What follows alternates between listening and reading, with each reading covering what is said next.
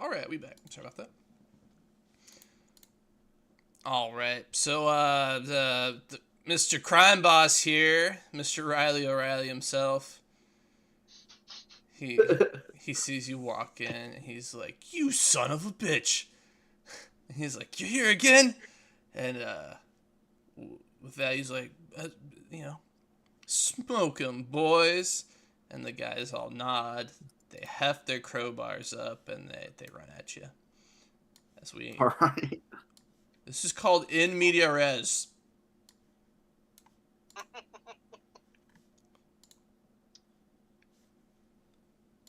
Let me just throw your icon onto the It means board. in the middle things in Latin, for those wondering at home. I was absolutely like to tell that joke, but I could not remember what the Latin translation was. I was like, it's like in middle something. Got some Gilded Lily enforcers. Yeah, they're all in power armor. We're using the Bat Robot stats. They're power level 3. You can take them. You're the combat master. I hear these guys fight dragons normally. Yeah.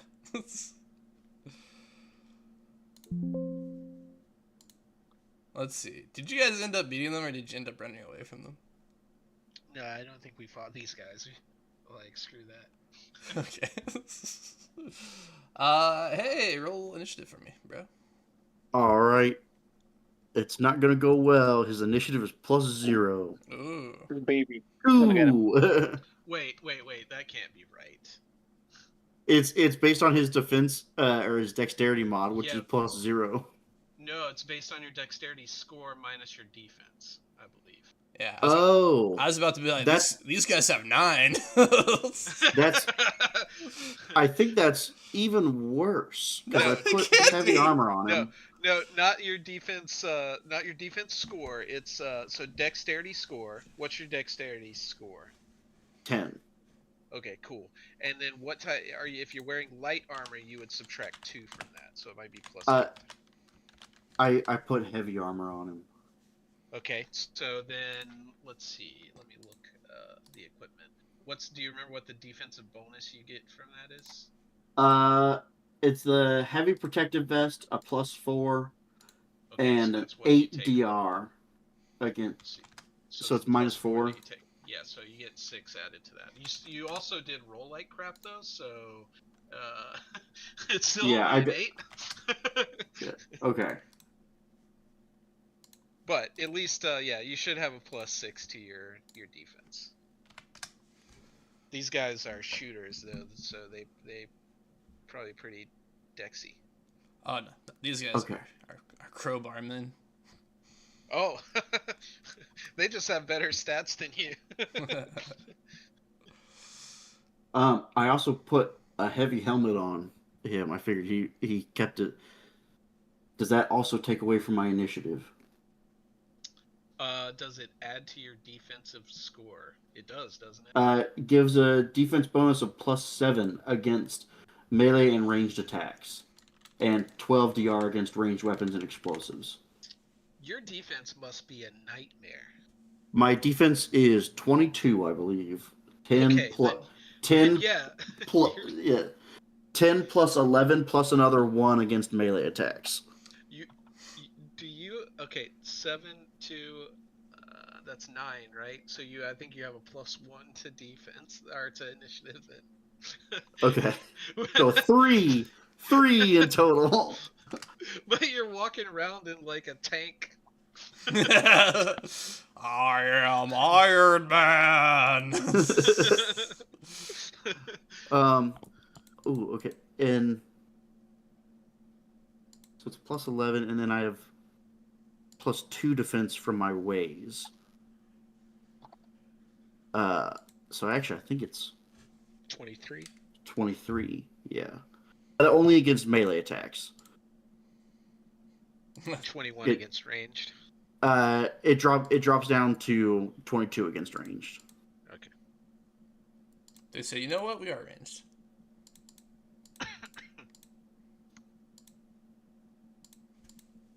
Let's see. These guys do have a bullshit ability, but the good news is I don't think they can possibly hit you. So let's go. Let's go.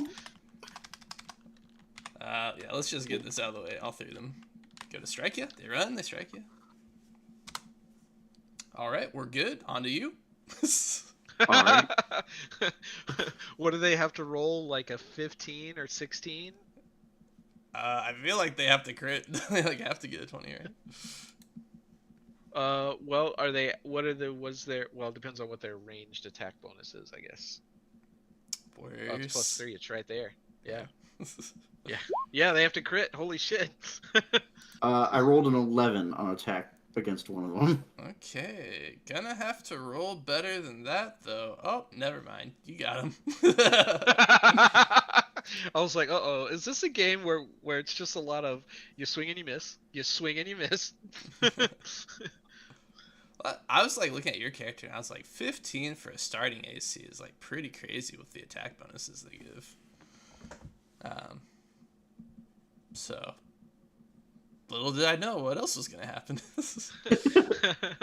Right. That and for my my other character, all that is the light vest. I didn't use the heavy vest because the heavy vest actually loses damage reduction every time you get hit, which it has better defense, so you should get hit less often. But anyway, I didn't want to screw up my initiative any more than I already did. Fair.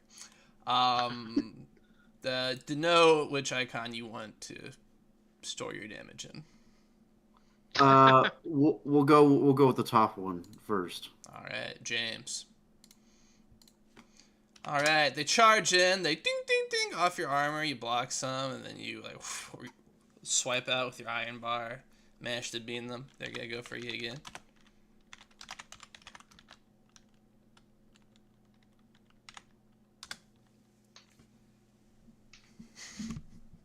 And just to be clear, 20 does not hit you. Correct? No, I have a defense of 23, I believe. That's cool. That's cool. It's a base 10 plus 11 plus another 2 from my ways. All right. Let's see. About every 4 rounds, one person should hit you. So. Let's go. All right. Oh, I didn't hit the right button. I just hit a D20. Let me.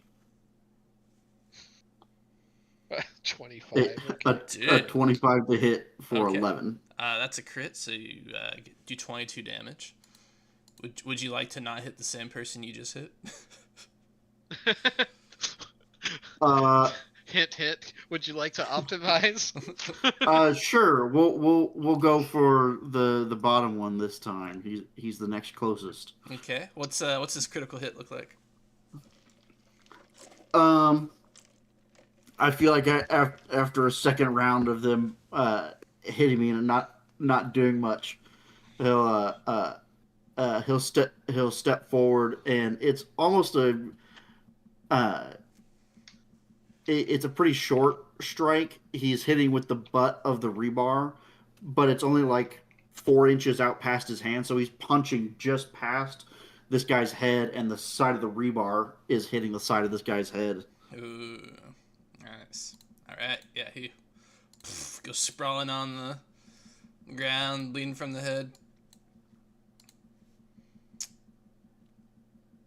Let's see. Oh, cool. They're not assigned to. Oh, they are assigned to initiative. Mr. 13. He's the weakest of them all. Okay, that was yours. We go to another round. Here we go. First guy's gonna roll. He's like, no, Seamus! Okay, he rolls a 15. He's gonna use the group's, like, collective, I can't remember the term, but, like, extra effort, eugenics EP. point? Yeah, EP. And he's gonna add 10 to that. Exploit point, something like that. Yeah. He's gonna use it to add 10 points to his attack TA. He's gonna burn a resource. and smack him. All right. So that's gonna do 6 damage. I mean 1d6 damage. Yeah, I bet your damage reduction makes that not even Yeah. go through. So I have a damage reduction of 20. If I did this right. That's a lot. Let me look. I don't But trust. I may have done that wrong. you. I may have done that wrong then. Let me look. It also does Protection. go down when, as you get hit. So let's see, equipment. Yeah. I'm assuming DR is damage reduction. Let's see. It does say it's only against ranged weapons. So I may just take the full damage of this then. 12 DR against ranged weapons and explosives as long as the head of the target is exposed. Yeah, and then 8 DR against ranged weapons from the heavy protective vest. I don't know if they stack. I just assume they did, but they may not. They may just go with the higher one, and also this is a melee attack, not a ranged or explosive attack. So I don't think I get any reduction from it, actually. Bonus defense. DD are limitless. Rolls of the DD are called limitless. If one of the DD lands on its maximum, I don't think I'm reading the right thing.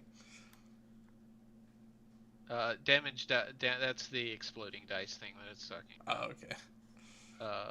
The damage reduction stuff is on page. Well, the armor is on page 98. But there might be another section that we need to read because I feel like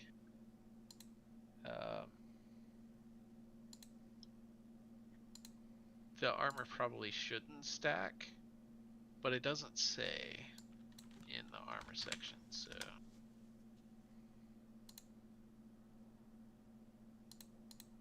Oh, the light protective vest also says it specifies against melee attacks, ranged attacks, and special attacks depending on the type.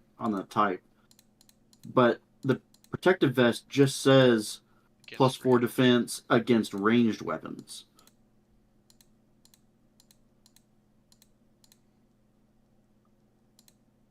So it could be melee attackers are my weakness. They just completely get through my armor. Well, that's interesting. You have like high AC against melee, but like low armor. That's mechanically interesting, at least. I'm not sure if it makes sense logically. And also, how can you get armor if your head's exposed? Exposed? Is that what that was?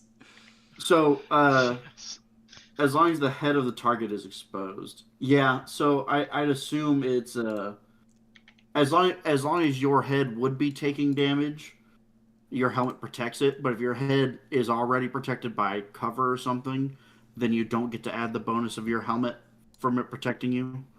Interesting. Which is odd. It kind of motivates you to put your head in bombs. Oh, there's a pipe bomb. Better look right at it. Yeah, headbutt this thing.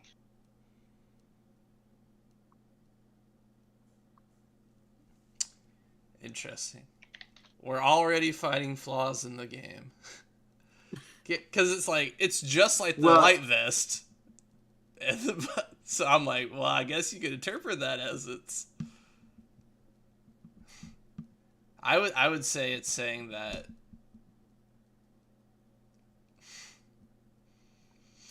I feel like the intention was to say that it provides the same cover as the light vest, except the defense is 4, and instead of 5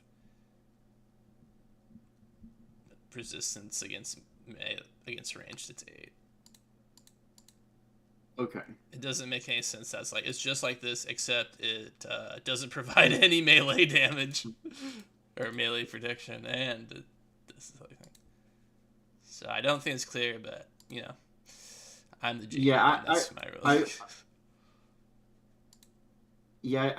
I agree with it being like, oh, it's the same as that, except for ranged attacks, you get this extra bonus.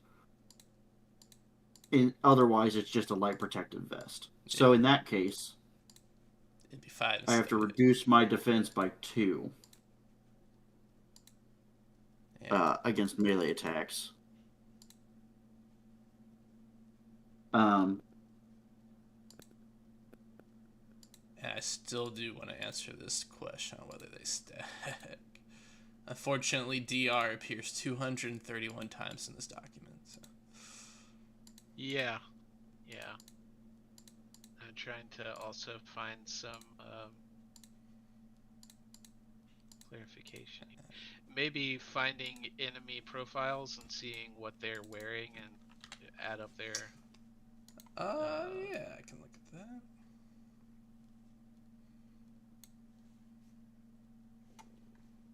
Okay, so it says under DD and damage, when an attack is successful, the attacker determines damage by rolling the DD for the weapon used and adding any applicable mod or bonus. The damage reduction of any protection is then deducted from this result. Then the target loses a number of hit points equal to the final number. I would then say the heavy armor I'm wearing doesn't look like it gives extra DR against the melee attacks, and neither does my helmet. So I would assume it's not applicable here, and so I just I reduce the attack by 5 as if it were a light protective vest. Oh no, because that also specifies against ranged weapons. So I guess no damage reduction?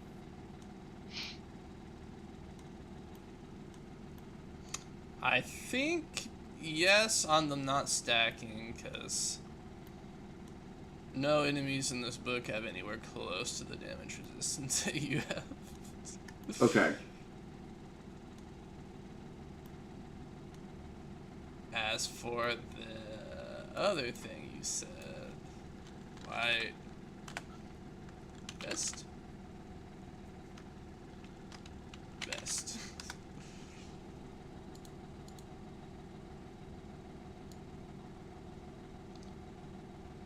What page is it, the vest on? I think it was 98. Yeah, the vest is on 98. The DD and damage I'm reading is at 115, but its example is a ranged attack, which is really frustrating. And also, yeah, this is weird. Seeing that a lot of the enemies don't even use armor. Yeah. All the Bat family uses armor, but it's like the composite armor, which is the best armor in the game that you can't even buy. You can only get if you're a Bat family person, or if the DM says you can have it. Does not have a price. Some skill issue, what can I say? Okay. Yeah.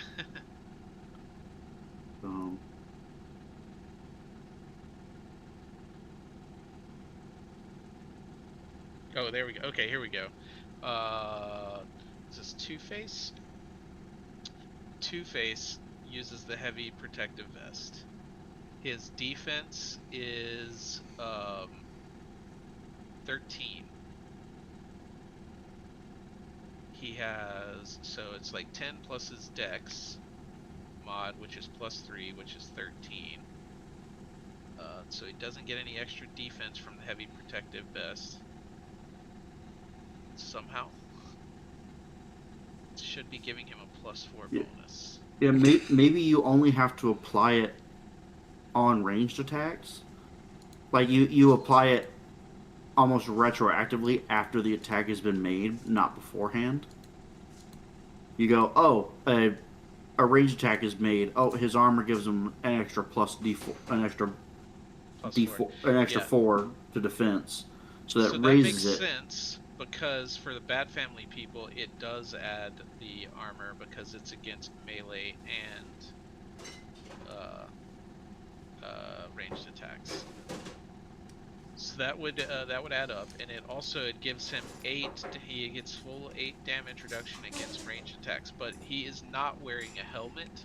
I'm not sure if those things are intended to be combined, but I would bet that the defensive bonuses don't stack. Okay. It's just my guess. I think the defensive bonuses probably don't stack. Okay. Because here's why I think that is. Because there is a way of power. What is it? Yeah, way of power. That's what it's called. That gives you extra defense, and if you could stack armor on top of that, it would be. That'd be really strong. Yeah. Okay. I'm betting you get the higher or the one that applies most. So if you have, a light protective vest that gives you just +2 defense, and you have a helmet on, and somebody shoots at you, you get the +7 attack. Yeah, you get the ranged instead attack. of the +2. Okay. Okay, but then the heavy helmet would then deteriorate as well. Okay. Yeah, it is what it seems like. Okay. In that case, I believe my defense goes down to 19 instead of 23. All right.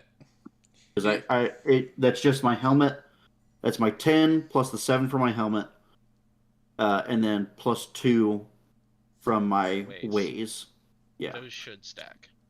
Okay. Okay, and then I have no damage reduction against melee attacks then. So I take the 4 damage. Yes. Okay, maybe that's why there's 3 columns in this damage reduction thing. It's probably melee range special. Yeah. Okay. Yeah, I think so. All right. So I take 4 damage, go down to 11 of 15 hit points. All right. And the weapon he's using also. Whew. Strong start. Sorry. No, that's okay. We're learning a new system. Yeah. The weapon he's using also stuns you, so you can't take an action this turn. Inflicted damage. So by inflicting damage, it also inflicts the exploitative condition, the inconvenient condition, whatever it is. So stun, can't take an action. Also, your defense is -5.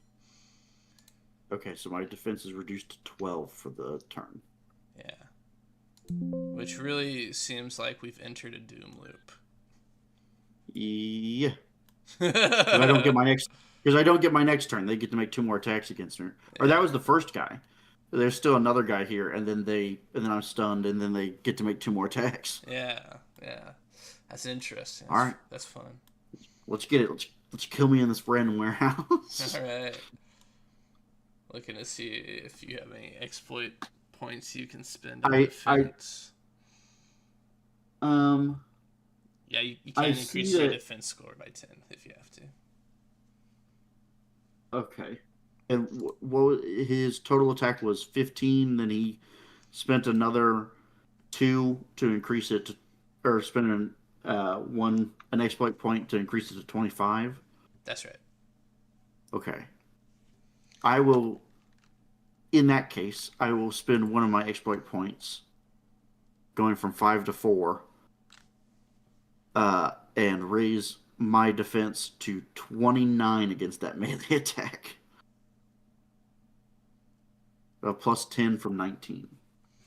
Now, before you do that, only 1 EP can be used per round.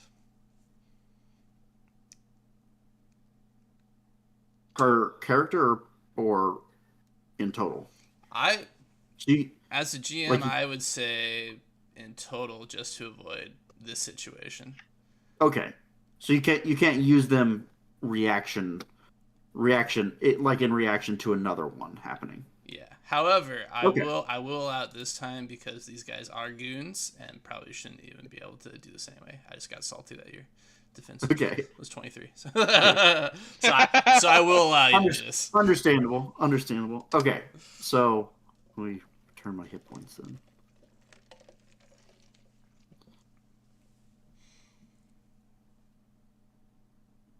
Okay. So I use an exploit point to increase my defense against the attack. Mm-hmm.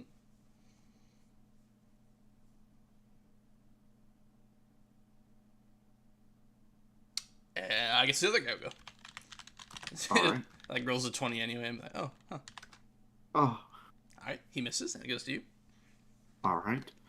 I'll go for the one that I already hit, the one that nearly hit me this last turn. I keep rolling that. That's not what I need to do. Here we go. An 18 for 8 damage. All right, you get him. He goes skidding across the floor. And it's just this last guy. All right. He pulls out a lightsaber. Oh no! I think he's gonna get through my armor, guys. Ah, no, he misses. You sidestep it. It's your turn. Lightsabers have breach, so they ignore 10 armor. Yeah. Well, no, they ignore 10 whatever and 1 armor, which is for vehicles. Oh my god! All I right. rolled a 27 damage. What's this crit look like?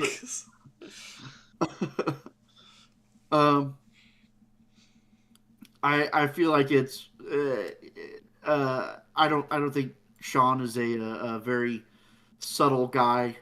So I think he's just full baseball swing on top of the head. Just a kunk as this guy goes down. All right, he crumples. We hear a gunshot. As Riley O'Reilly himself is pow pow shooting at you, but it's bouncing off your heavy vest, and we see you looming towards him. That's where the scene ends. Ends with a gunshot, classic, and then it cuts to our Gotham City Chronicles, 1939. It's got like old timey like ragtime music. Which did I listen to a bunch of ragtime music in preparation for this? I did. Did I upload any of it? I did not. But that's okay because we have. I guess we don't have it. Never mind. Yo, what happened to Outer Age? Oh well. We've got this.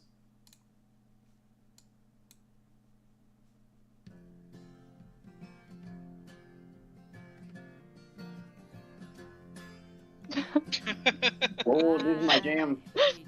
The capitalist system, and I'll tell you the reason why. It's been in the library for a while,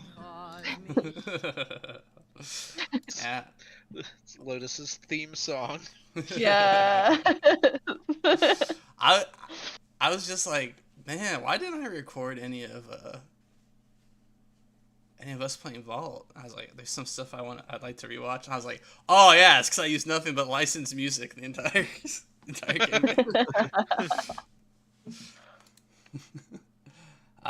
Yeah. Only in that context, she hates the capitalist system because she wants to, replace it with fascism. So, important recontextualization of that song. Just kidding. No hate on Barbara Dane. Or her estate. Or her estate's lawyer. Very important to get that out there. Yes. Thanks. All right. And then after that, is playing the ragtime music. I love you. And cuts to it's a radio. It's a radio station, and it's like, Hitler today announced, and then hand turns off the radio, and see there's two guys in a car, old-fashioned 1939 car, a Ford, blah blah blah blah blah, mumble mumble mumble, and driving down the streets of old Gotham. Just like some cool dudes. It is 1939, guys. We are in the last year of the Depression. Things are looking up. Unemployment's only 10%, up 15% from when Hoover was president. Life's just fucking good. Oh wait, it's bad. It's the Depression. Sorry. Yeah. We see on the sides of the road there are like guys, sidewalks are being built out, roads are being paved. We see big signs from the WPA, Works Progress Administration.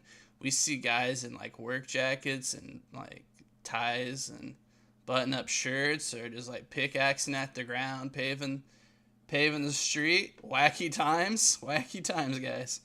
But we see these two guys in the car are some police officers, some flatfoots. Let's face it, a couple of pigs. As the guy that's driving, he's who's the Harvey Bullwinkle? Harvey Bullock. Harvey Bullock, yeah. Harvey Bullock is he's like, so let me get this straight. He's smoking a cigarette. The kids are smoking cigarettes on the sides of the streets, you know. Extra, and then they're smoking. So let me get this straight. We're supposed to, you got a hot tip that the Irish mob is trying to raid a warehouse? He says, looking at one of the main characters, as the camera focuses now on Guardian's character. Jack O'Malley. Jack O'Malley! Just describe Jack O'Malley to us. Oh man, I should come up with what this guy looks like. I don't know. Yeah. So I think he's balding. Same. Yeah. He's like, maybe mid-40s, slightly paunchy. He's got his suit and hiding that. Well, at least when he gets out of the car, he'll be hiding that bald spot with a nice looking hat. He's got a shoulder holster with his service revolver inside. He's 1930s detective look, essentially. Yeah, that's the best I got. Great. Gotham City's finest, obviously. Yeah. And this guy turns left, like into a neighborhood, and he's like, "So Edge, he asked you a question. Let me get this straight one more time. The Irish mob is supposed to be hitting up a warehouse or something?" That's what I've heard. And where'd you get this hot tip from, anyway? I don't disclose my. You're making me do the Jersey accent. So I don't do accents because I just pick up whatever is around. It's just whatever's laying down. I don't disclose my sources to you, Bullock. And he goes, "Bah." And he shakes his head and he's like, "The Italians got a mafia, the Irish got a mafia, the Jews got a mafia." And he's like, "Do you know who doesn't have a mafia?" And as he says that, you guys drive past a beer hall in this residential area, and there's guys out drinking like steins full of beer, and on an easel they have a picture of Hitler like surrounded by flowers. He doesn't finish the sentence, but the implication's clear. for the comic book readers. Right. And he's like, that's why they call you guys the can't make it Caucasians. Once again, I'm a white guy. Just be glad so many of them do have a organized crime. Otherwise, the organized crime division wouldn't have anything to do, and they'd be putting you. You'd lose your job. You're not good enough at this to do anything else. Ah, touchy. At this, you guys pull up to like a warehouse, and the front doors have been like bashed down, and Pullock's like, oh, fuck me sideways, and he looks at you and puts his hand on his holster. After you. All right, and then with that, we cut. It's now further into the night. We see a guy getting thrown into the back of a paddy wagon. And there's already a guy in the back of a paddy wagon. Okay. So these two guys. So Detective O'Malley, Miller, You get Brannigan, it right. O'Malley. Hey, Jack O'Malley. So easy. Jack O'Lantern. Ah, Jack of the Lantern. Detective Jack O'Malley and Harvey Bullock, they've both arrested. So they've come into the crime scene, and they found the Riley gang beaten and bludgeoned, along with the crime boss himself, Riley O'Reilly, all beaten to a pulp. So these guys are like in the back of like two different ambulances, are going to the hospital to get patched up or like have the coroner make their ruling. But you were able to catch two people, unarmed or unharmed, that were not in the warehouse, but they were in the vicinity, and they're suspicious as fuck. Okay? These people are DDM's character. Okay. However, he was not wearing his superhero costume or have his magical iron stick with him. He's dressed as like a normal guy. He managed to de-costume before the police could catch him. So we're clear on that. So they don't know that they have the Dagda in their possession. Which is, I looked it up, that is the way to pronounce it. Dagda. It sounds like a scholarship I would want. Okay, and also in the back, already arrested before they managed to get their hands on the Dagda, Slattery, is Anthony's character. Oh, Eric Brannigan, is that? yes, it's him. All right. Let me. Where is this cord? Give me just a moment. I was gonna say, let me throw this token out on the field. He's even got a clover.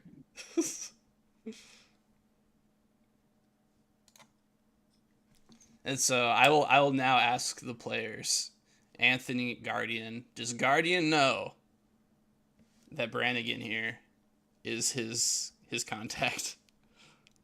Or are the tips given anonymously? Oh, I would say he knows. I believe Eric has one thing. Oh no, he doesn't. He doesn't have the way of speech thing that allows him to bribe people. But he is well off, has a lot of money. And like in 1939 money, 50,000 grand is not 50,000 grand, $50,000 is quite a bit of money. So I imagine like he doesn't really care. No one's gonna spill the beans on him. He can pay people off. It's fine. Yeah. Like everyone knows what he's about, but no one's gonna do anything. Yeah, that's true. So I guess my question is whether O'Malley knows that you're the person that turned them into the police or not.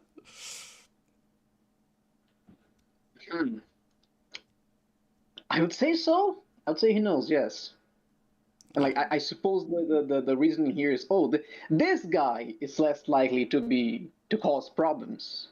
No, he's trying for a kingpin sort of style, like run crime as a business instead of just causing problems for the police and the citizens.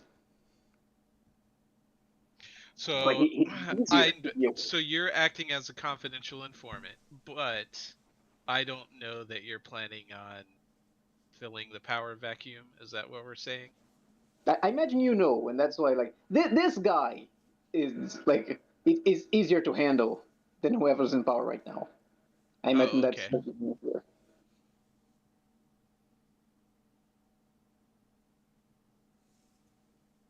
And who knows? Depending on how things go, you get to kill him by the end, and everything's solved. Yeah. Yeah, maybe. All right. So how will O'Malley react to like seeing this guy got caught in the web? Yeah. He's gonna just shake his head and go, Brannigan, what were you doing in the area? You knew things were going down tonight. Why would you even be near the scene? Why, detective? I was just passing by, as a man is wont to do. On those cold nights here in Gotham, getting some fresh air and whatnot.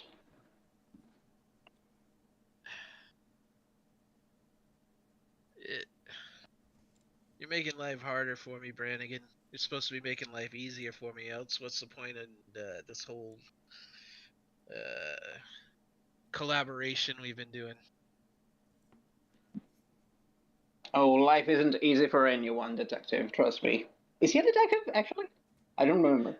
Yeah, I'm thinking that for like he's got to be like a detective part of like whatever corrupt department is doing organized crime. That's about right.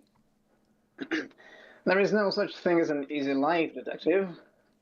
We help each other to, get closer to what we want. And even when we do reach what we want, life will still be hard. Look, I'm just saying, you see that guy over there, and he points to like Bullock. Hold on. One sec. Mulder in that pose.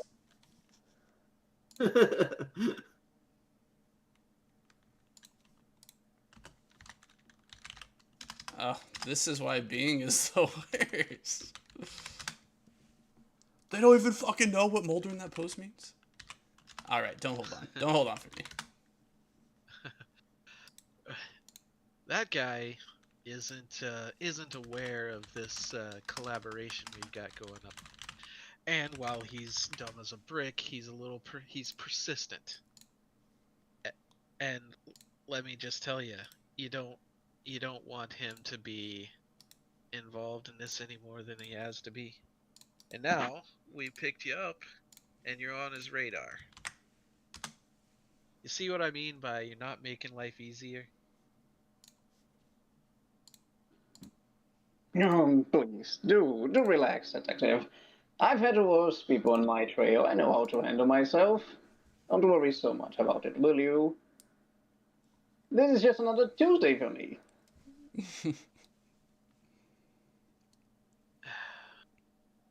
It's Thursday. And he walks off. Okay, perfect. Yeah, the doors slam on the van and it drives away. So we're on the inside of the van now, and we get the Slattery and Brannigan have a scene together where they're talking in the back of the van.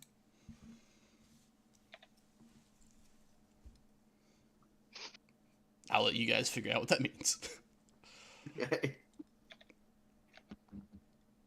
I imagine Brannigan just like bring a book. He just pulls out a book from out his like suit. Start reading.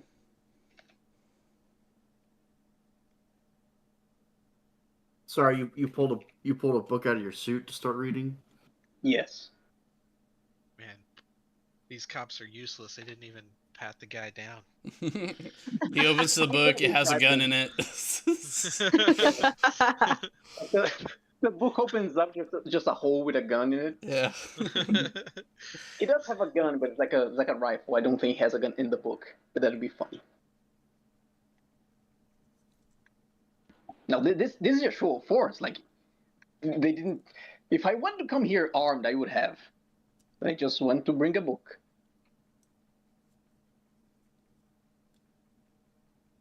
Okay. So,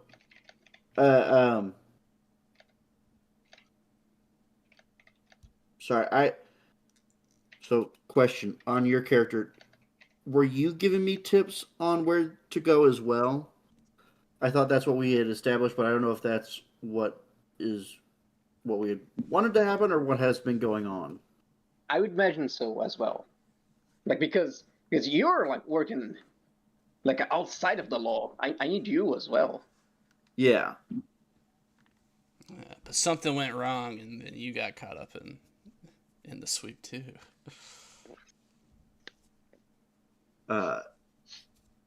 Yeah. Sean will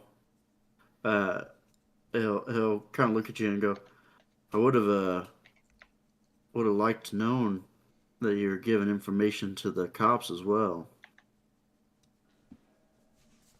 Oh, Mr. Slater, I give information to anyone who can pay. So I do.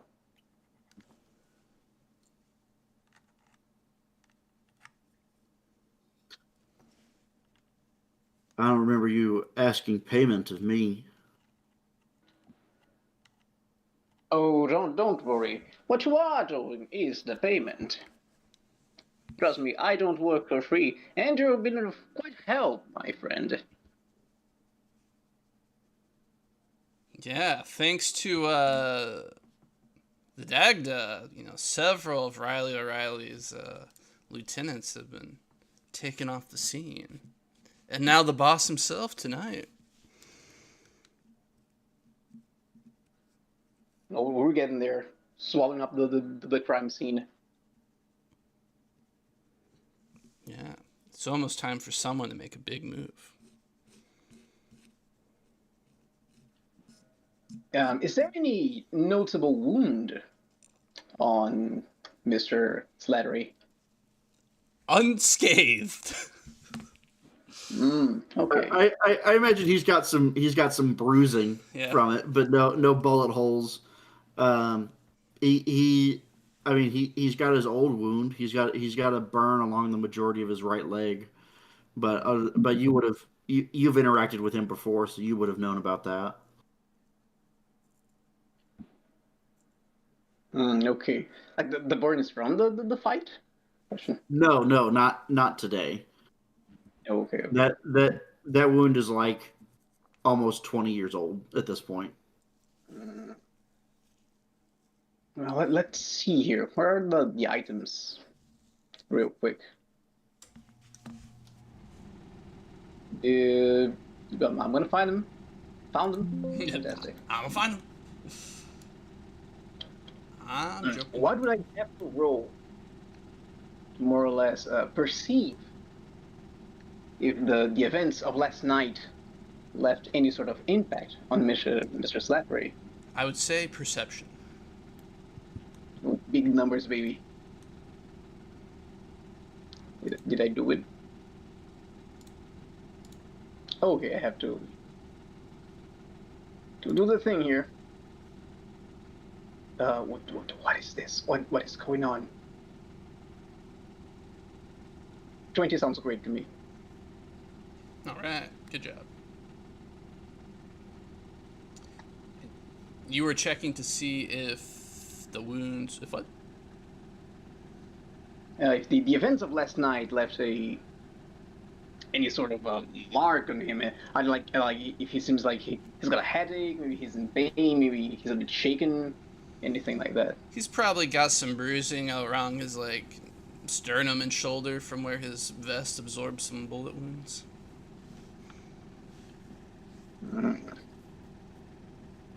what could he? What else could he pull out of his suit? Let me see here real quick. I keep missing where the items are. Where are the items? Jesus. Uh,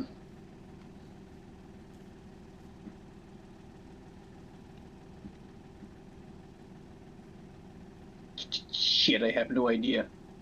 You know what? You just pull out a couple dollar bills and handle it to Slattery. Like something like 100. That's a lot, right? Like in 39. That's quite some money.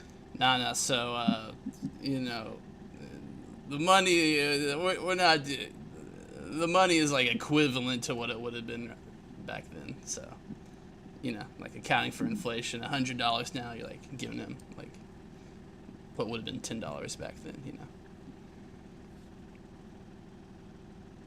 Okay, that's fair. Anyway, you had enough money for like I know a checkup. You guys don't have like public healthcare over there. You don't have it today. I don't imagine you had like 100 years ago, more or less. And you say, do get all those wounds checked out, Mr. Slattery. We do want you in top form for what's going on later tonight.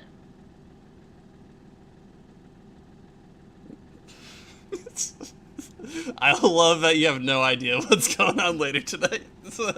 Yeah. Tonight wasn't the best word. No, it's great. I love the confidence. Keep it up. Even if I have no idea what's going on, I have to pretend I do. That's true. Okay, about the image. Yeah, that's right. I love He'll take the money out of your hand, fold up, put it in his pocket, and he'll go. I've got insurance through the union, but thanks. Just gonna take the money anyway. It's quite good to hear the workers of the world do unite after all. But still, take it as a little gift. As a show of good faith, if you will. For what's happening later tonight, and he winks at Slattery. The Vig Post King. this. And with that wink, we cut to the bullpen of the police department.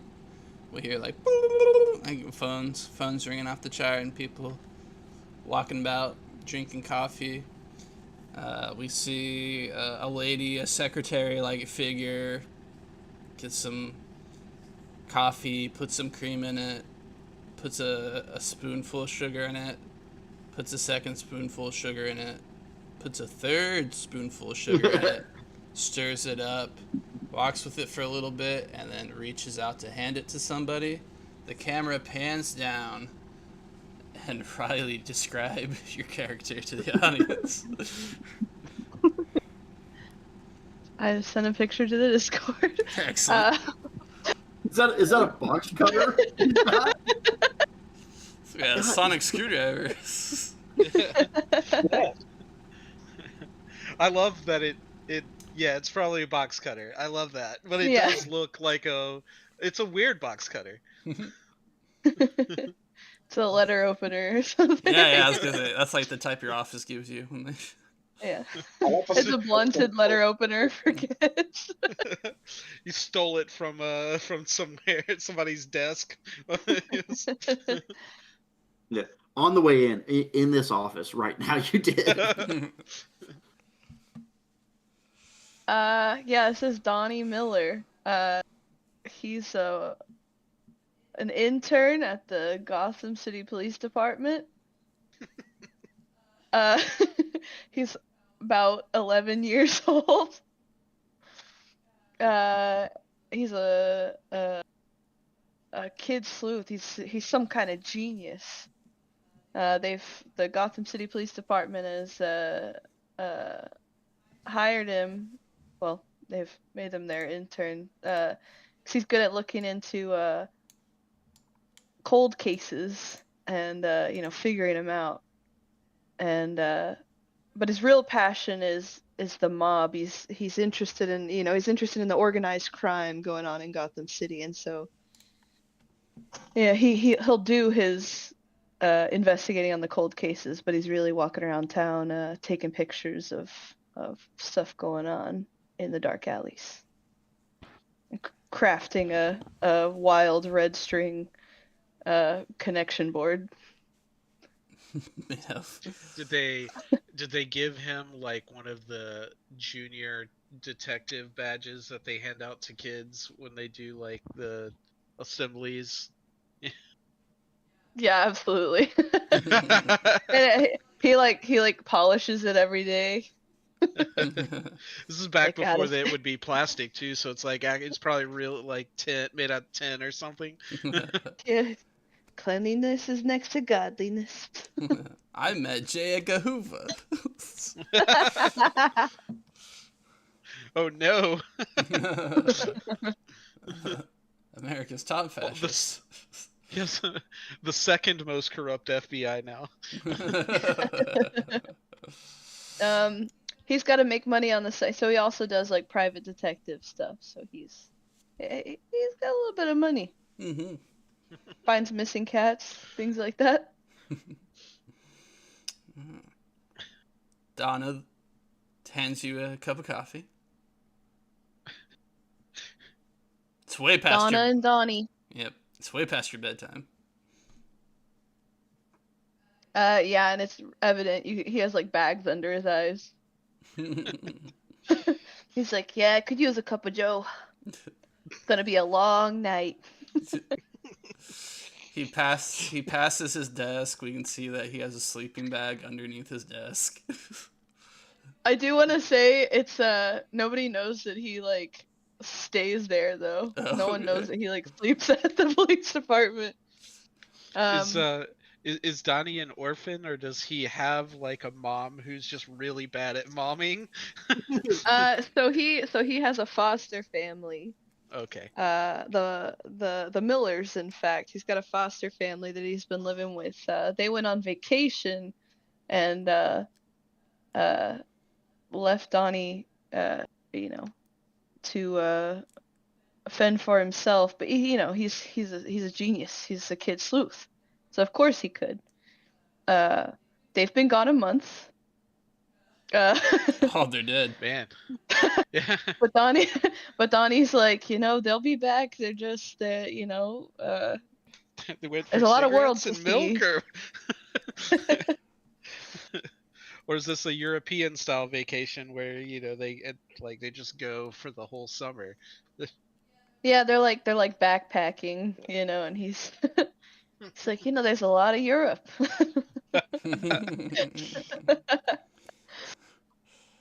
And so because of this, he's been staying at the police department. Yeah. There's a little too much Europe. Someone needs to, God, stop. consolidate it.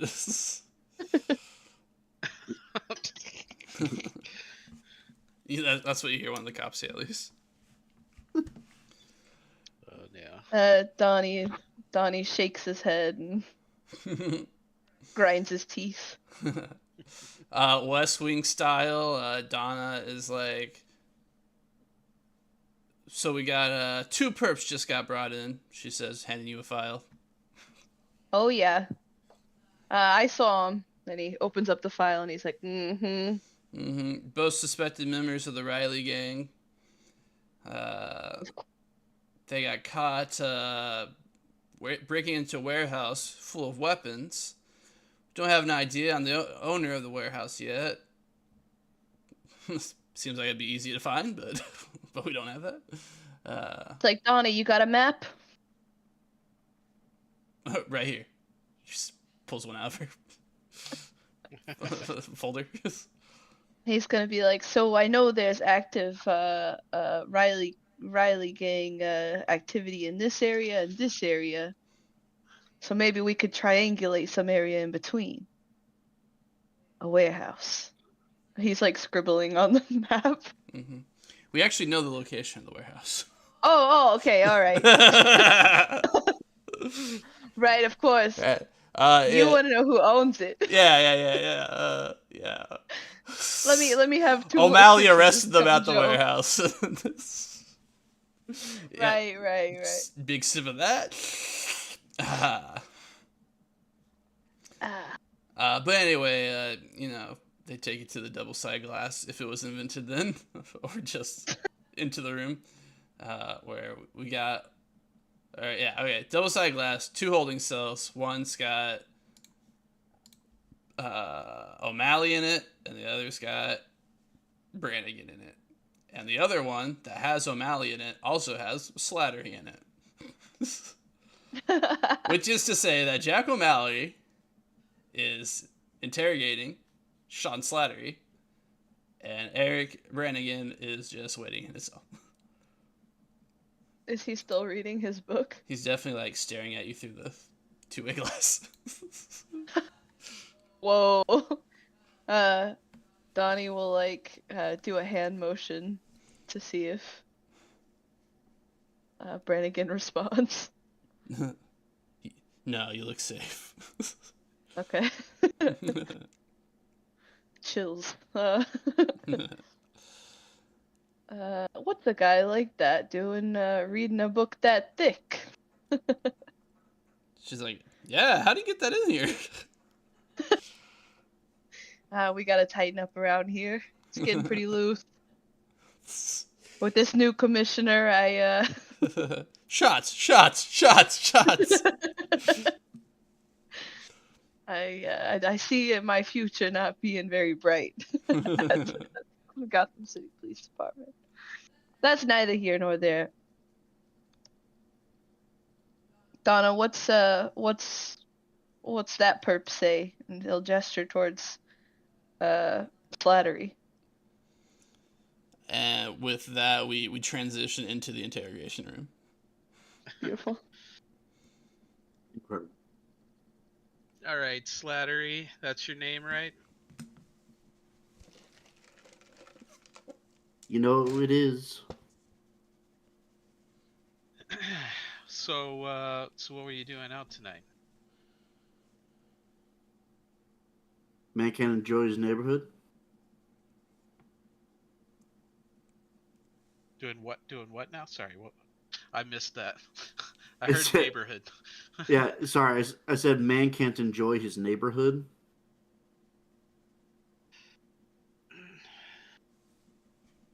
What's enjoyable about the neighborhood? It's a dangerous place right now.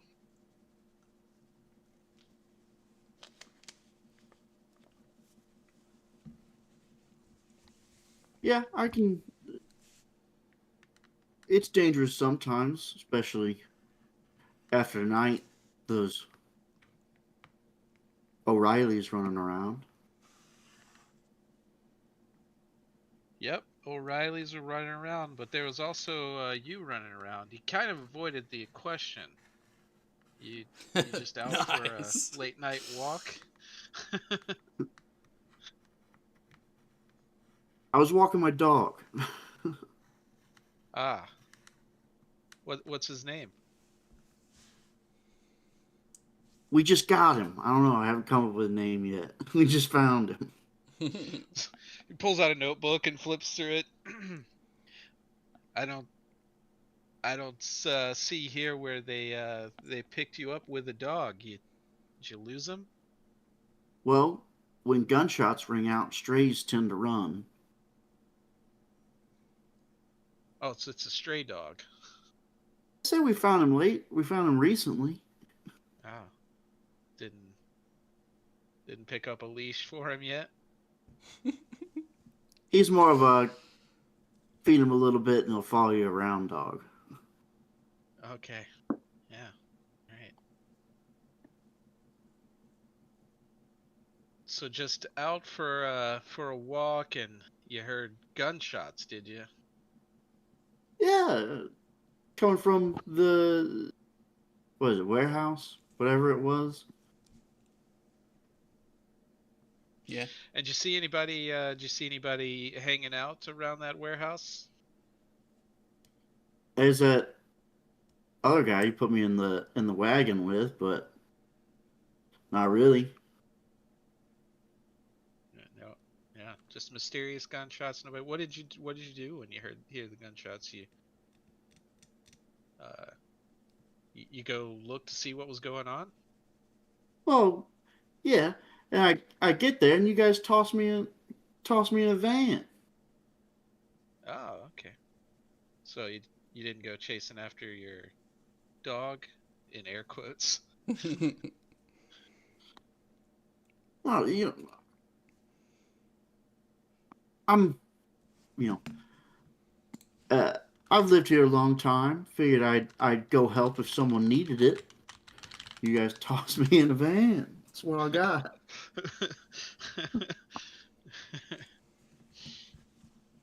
Ooh. All right. Oh shit.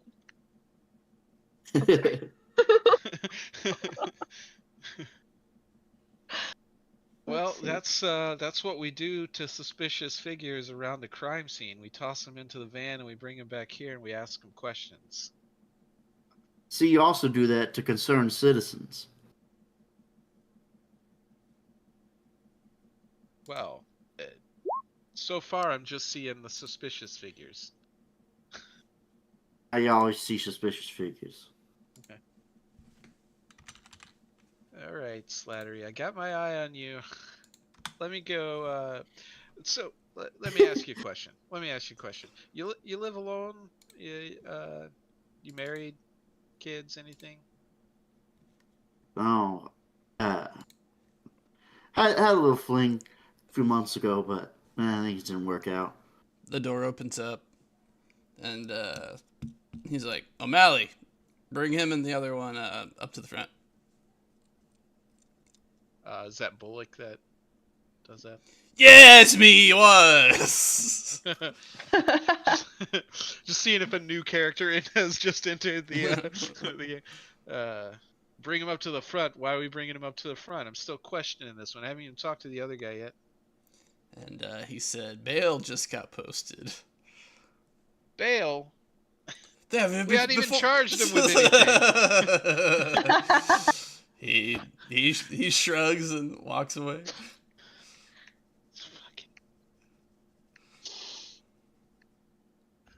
Listen, Slattery, sounds like you got somebody looking out for you, but I'm not buying it. I got my eyes on you, alright? Get out of here. Alright. Slattery and Brannigan both get taken up to the front. At this point, O'Malley and Donnie can kvetch with each other. Hey, Detective Doogie Howser, what's going on tonight? You're here a little late, aren't you? I told you Bad not reference. to call me that. No one knows what it means. I told you not to call me that. My name's Donnie. Donnie, Get it right, O'Malley. That's sorry. I'm getting old, you know. Sometimes things slip.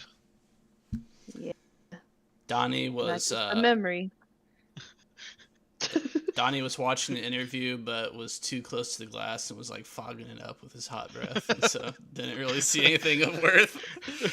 It was really low to the ground, so I was like, "That's the kid." Yeah, I could see it from the other side. So, what did you think? I mean, I assume you could hear.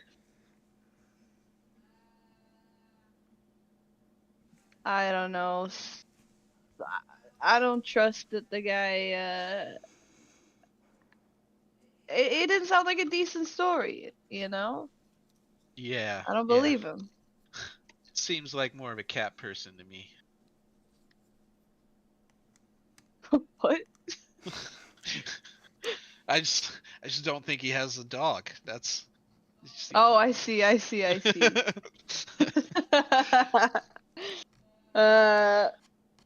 Yeah, I don't think any kind of animal would spend too much time with that guy. He gives me the heebie-jeebies. Oh, he spends time with animals, all right, says Bullock as he walks by and also exits the scene immediately. Did you get a chance to talk to the other one? I talked to him before we brought him in, but I don't trust that guy either. He's he's definitely slippery. Brannigan. I'll say, He's and it's not just 'cause of the rain. yeah. He's involved with the mob, but maybe not the Irish mob. I don't know. Well, listen, kid. I don't think you should be drinking caffeine this late at night. You got 11-year-olds shouldn't have bags under their eyes, man. And 40-something-year-olds should mind their business. With that, the two of you walk up to the front. You guys see that there is a smoking blonde. Like she's Both. really attractive, or she's smoking. Yes. It's 1930s, so Yeah. probably both. Yeah.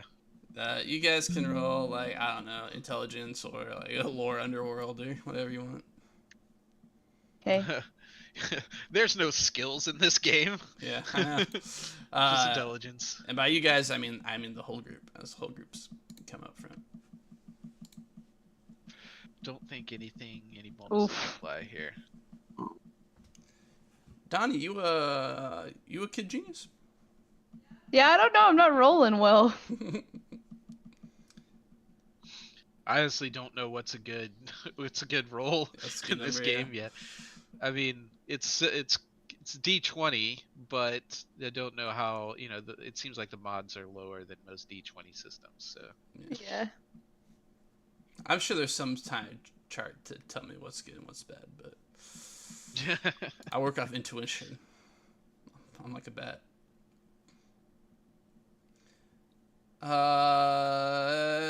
Jack O'Malley, you of course recognize this as the one, the only Peyton Riley. She is the daughter of Irish mob boss Riley O'Reilly. Oh, And so probably not the person who paid the bail. Maybe. Well, I guess we'll find out. And so yeah, the one detective that's not Bullock is like, all right, you recognize these two, Miss Riley? And she looks over at these Irish names are killing me. Brannigan. And Slattery.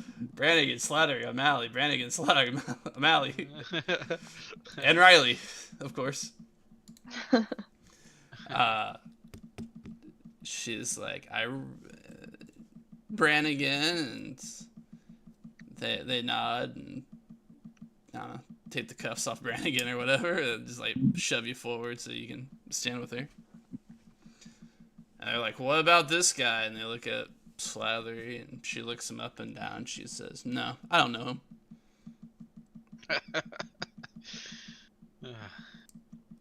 And they go, all right, fair enough. They'll take Slattery back to the holding cell, and her and Brannigan walk out together. Just like that, huh? why, thank you for the help, young miss. One of the detectives smiles and says, well, not just like that. And he counts a fold of money. Donnie downs and finishes his coffee. Yeah. Then, I pull a hip flask out. Oh, we cheers. We Yeah. should cheers. Yeah. All right, with the clinking, we cut to Anthony and Peyton Riley in the back of a car together as it's getting driven. I like to think, shit, what's Guardian's character again? I'm sorry. Jack O'Malley. O'Malley, yes. He drops a single drop of alcohol in Donnie's coffee. The Irish It's whiskey. good for you. It's the 30s. Everyone does that. You just, kid needs some sleep.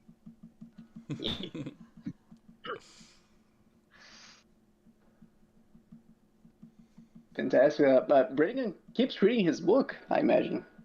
It's not really one for conversation. He's already thanked her. What else does she want?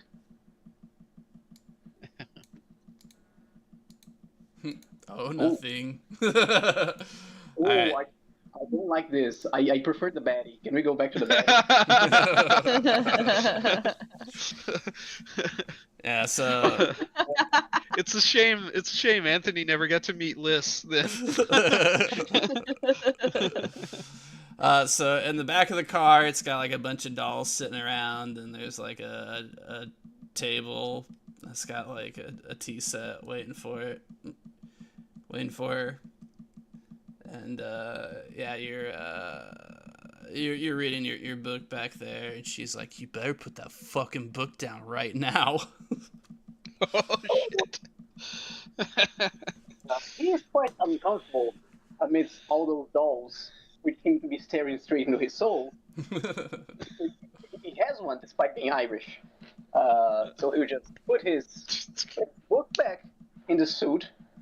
Now I realize the joke didn't make sense because he's not a redhead. Anyway, yes, he would put the book in his suit again and turn to her. What's her name? I'm sorry. Peyton Riley. Okay. He'll look to her. Yes, young miss, I do believe I void my thanks for your help back there. Now may I be of use? I'm wondering that myself. When we set this whole operation up, the Dagda was supposed to get caught up with the police. Where is he? We're supposed to take my father out and the Dagda all at once. But that son of a bitch is on the loose.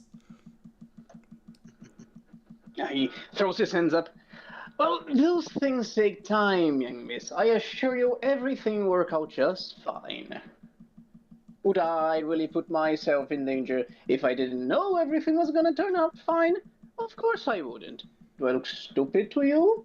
Yes, I do, but that's because I conserve this image.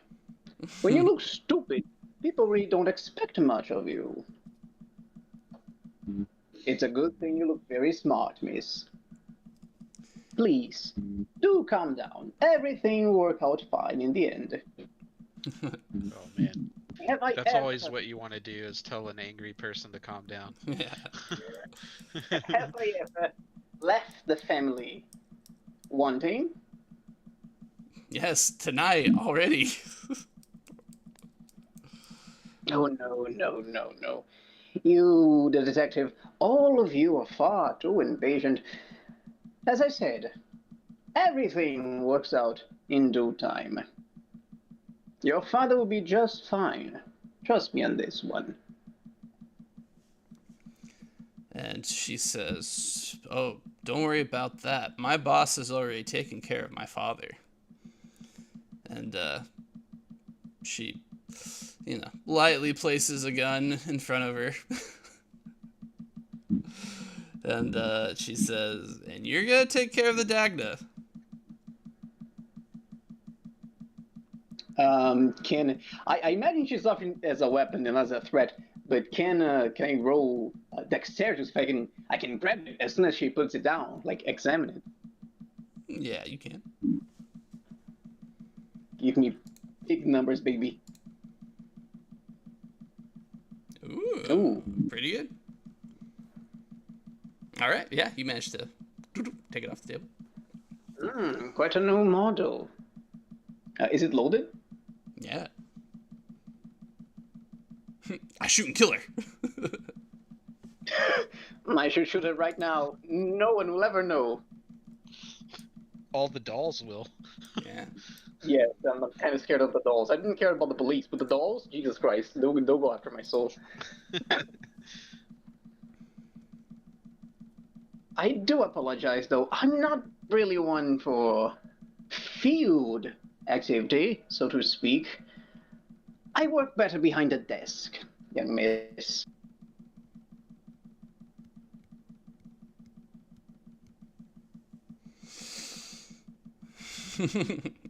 Improv training. uh, she nods and she's like, "You're really not picking up what I'm putting down in this scene." She says, "Listen, I don't want to feud with you either." And she picks up like a little lambkin doll and holds it up in front of you, and she's like, "I want to be your friend." Oh fuck. Oh, I don't like this. This really I'm gonna die in this car. And you want to be my friend too, and bask in the riches of the haven we create together. And we both know who I work for, and you know you don't want to piss him off. This is a very good Batman style villain, I have to say. Yes. Yes, I really don't. I love making friends. Friends are the best thing in the world. Like, he uses the gun to, like, slowly push the door to the side. Yeah, she'll set it down. So she takes a deep breath and she says, "So, we would all like to see some progress being made on the Dagda dying. Do what you gotta do." And If it must be done, I'll take care of it. Yes. and the car will come to a stop, and the driver will open the door for you. I will see you some other time, young miss. I'm sure by then things will have changed greatly. And he leaves the car. She picks up the doll and it waves at you, and it's like, "Ciao for now." It's always the hot ones that are crazy. Yeah. Always insane, loony.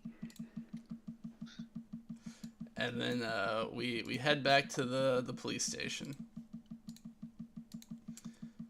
So, situation where you're currently holding Slathery. The crime boss's daughter says that she doesn't know who he is. So, ironically, by her not paying a bribe to get him out, it's someone. He's actually less suspicious now. Yes. So, I'll let the team decide what they want to do about that. Well, I'll look over at the rest of the. I guess I'd look. We're probably still talking to Donnie. Mhm. And maybe we should cut him loose and see if we can tail him. I don't think Sounds he's gonna like give in. Oh, go ahead. No, go on. I don't think he's gonna give us anything, and we don't have any. We don't have anything rock solid. But my instinct is there's something going on with this guy. He's involved somehow. Maybe we can. Maybe we can figure something out if we let him think he's off the hook. Sounds like a plan. You gonna go warm him up? Nah, let's let Bullock do it. Now, DDM, I believe I did hear that you have something called the Way of Escape. So I did, but I don't. But that was before our confusion with the what were they with the terrible abbreviation? Capacity points. Capacity points. That was before we cleared up that confusion. I did have it. Granted, all that let me do was double my speed for 2 rounds. Gotcha. Run away. Like Bart Simpson. I was in it like I just need to be able to run up to people as fast as possible. I see. That's Oh, so not a skip at all. Interesting. All Yeah, right. Well, in that case, you're in the jail cell. to actually get closer. I'm gonna escape this problem. I've been close enough. You're back in the jail cell. Bullock walks in. He's like, well. Your buddy there confessed everything.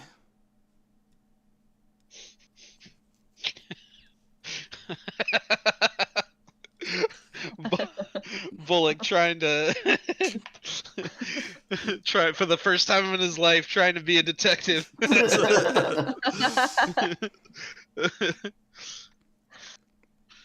Yeah, I've never seen someone sing so much. All the details about your crimes and activities. All in this notebook of mine. Well, you got the evidence you need to put away. You can let me go then. Yeah, all right.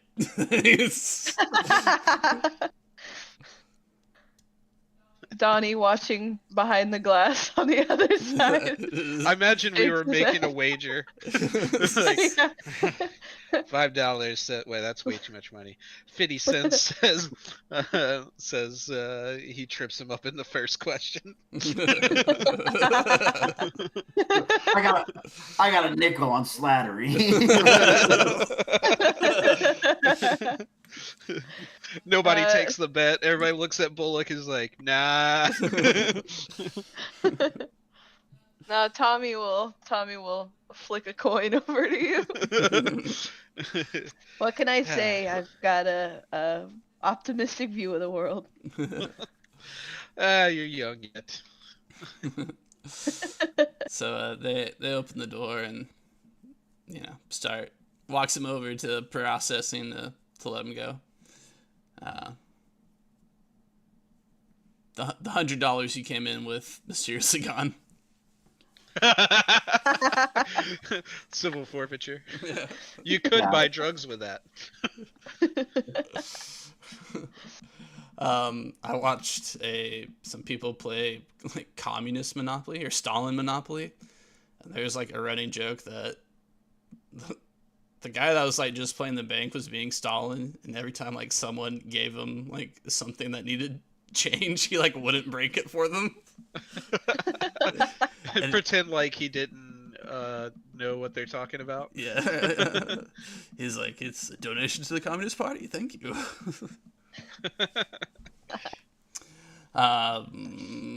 Yeah. So you're getting processed. And at this point, there's some hubbub around the bullpen. There's some officers get mobilized. They're like, what's going on? And they're saying the ambulance that they sent to the hospital got ambushed, got shot up. The one with crime boss Riley O'Reilly himself. Christ. So they're sending some officers over to check it out. All right. And at this point, all my careful planning goes out the window, and it's just fly, my pretties, fly. Let's roll initiative just for to see who gets to act first in the story. Is initiative rolled in this game, or is it just a number? You have initiative. Is it just your number? I think probably that. Let's see. Because it doesn't say +9, it just says the number. Game system. Initiative. A round happens as follows. The order for each participant to take their turn is decided by their initiative score from highest to lowest. There we go. Oh, okay. All right. If a hero and NPC both have the same initiative score, a hero goes first. If two heroes have the same initiative score, one with the highest perception performs their action first. I guess there's not a third tiebreaker. And then it's whoever's born first. And if you're born the same day, it's whoever can win. I have arm a wrestling 12. contest. That one's definitely not going to be me, I don't think. Well, I don't know. I've got a kid, and no, definitely Slattery's going to have better. I have a feeling you have me beat on initiative. Yeah. My initiative of 3. What's Donnie's initiative? 14. All right. Do you? Is that Do right? you have Is that- armor on? I do. So do I need to subtract 2, the probably. 2? Yeah, it's it's gonna be your dex score minus the defensive bonus from your armor. So if it's a light vest, it's 2, I believe. If it's something else, it might be 4, or like 7 if you have the helmet or whatever it is. Okay. Okay. Then it should actually be 10. Dang. If I'm looking at this right. He's just got a bulletproof vest on. Yeah. You got plate carrier. Wait, my dex score, right? Uh-huh. Minus 2. Oh, I thought you had a 14 dex score, so my bad.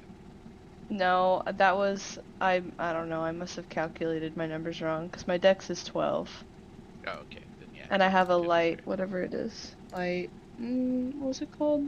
Light protective vest. Yeah. Yeah. Oh, by the way, DDM, I did.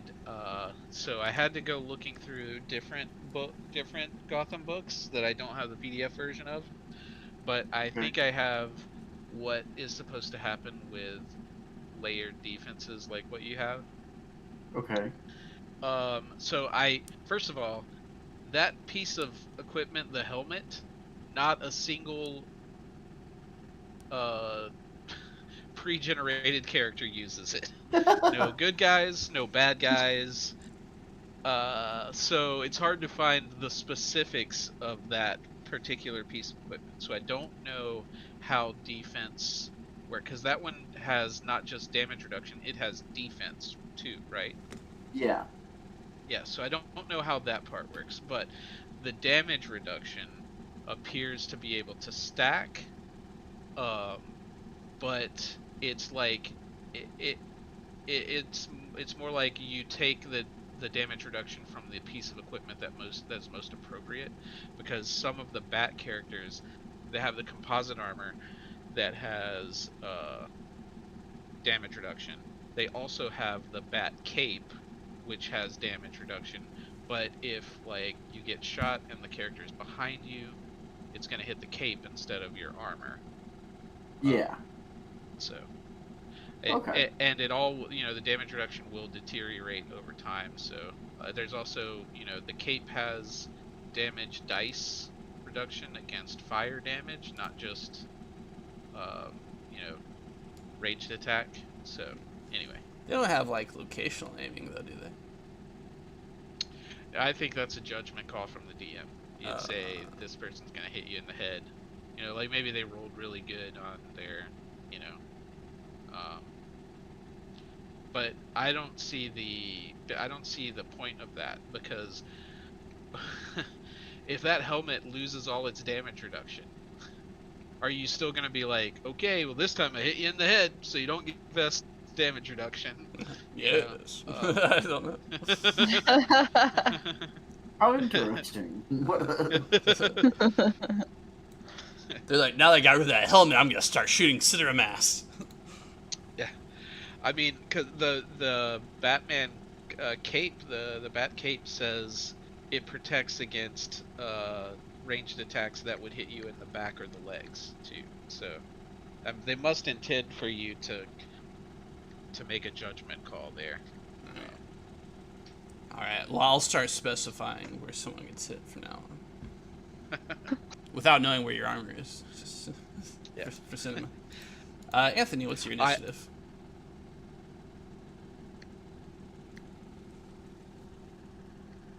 He's left stuff. He's on roll 20. You guys drove him off.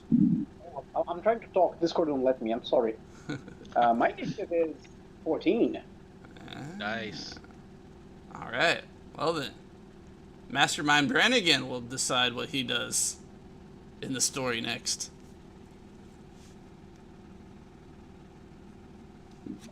No.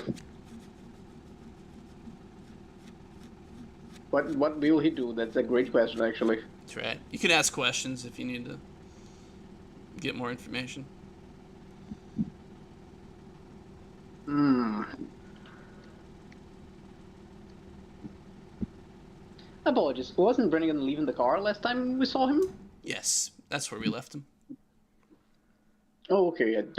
I thought he showed up in the scene, like out of nowhere. My apologies. Okay. Do enlighten me. Dagda is Slattery, correct? That's right. Fantastic.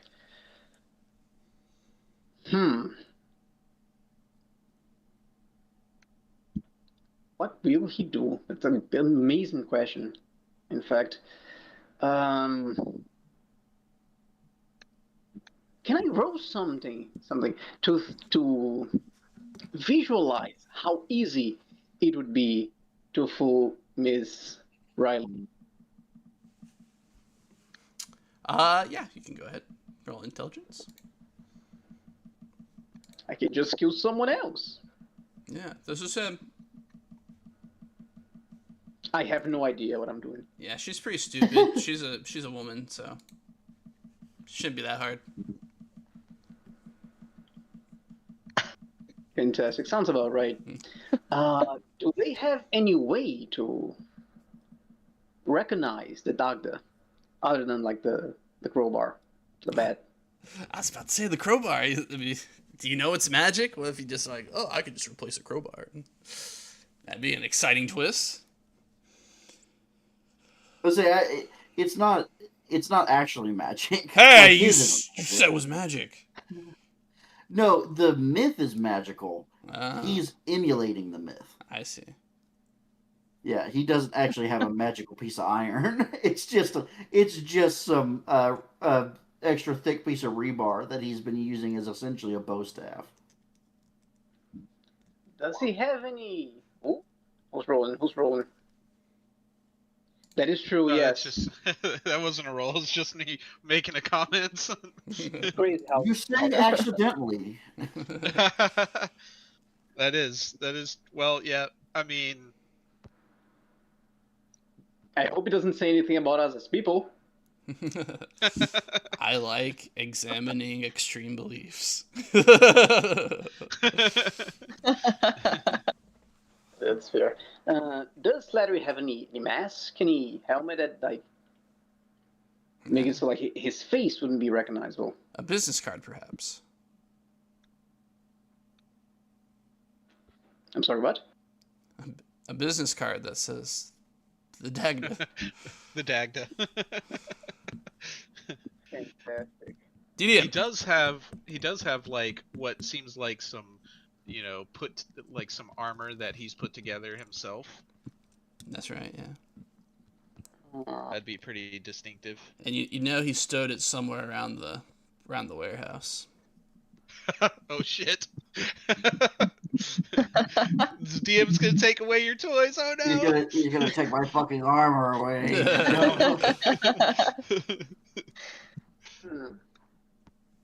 Enjoying playing a superhero? I think Brannigan will go to the warehouse to see what he can collect to maybe make it seem like he killed the Dagda. Okay, sounds good. DDM, if you're nothing without the armor, you don't deserve it in the first place. All right. Brannigan is going to the warehouse to try to collect the armor so he can fake the death of the Dagda to Peyton Riley to appease her and her master. Either O'Malley or Donnie can tell me what they want to do. Feel Well, free. maybe we both do the same thing. No, yeah, depending on how late you're partners. staying up. I think that we should go check out the ambulance crime scene and see if we can determine who offed Papa Riley. That might put us on the trail of what's going on here. All right. Yeah, absolutely. And finally, Slathery, what are you gonna do? I've been released, correct? You've been released All right. of your own recognizance. Incredible. I guess I check to make sure I'm not being. Is he intelligent now? I think he may just. I I don't know if he would. Now that he's been released, would he know they may still be looking for me or trying to follow me? I don't know that he is because his intelligence is 8. A little less intelligent than the average person. Well, let's roll intelligence. All right. And I'll set the DC at 9. All right. He doesn't have any traits. 12. Yeah, you're suspicious of it. All right. I would like to make my way back to my house and try and keep a lookout.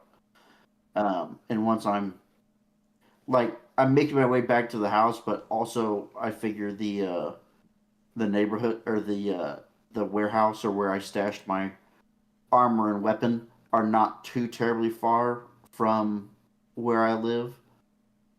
So I'm want to make my way back, looking for if anyone's trailing me, and if I conclude that no, I'll go and get my armor and weapon.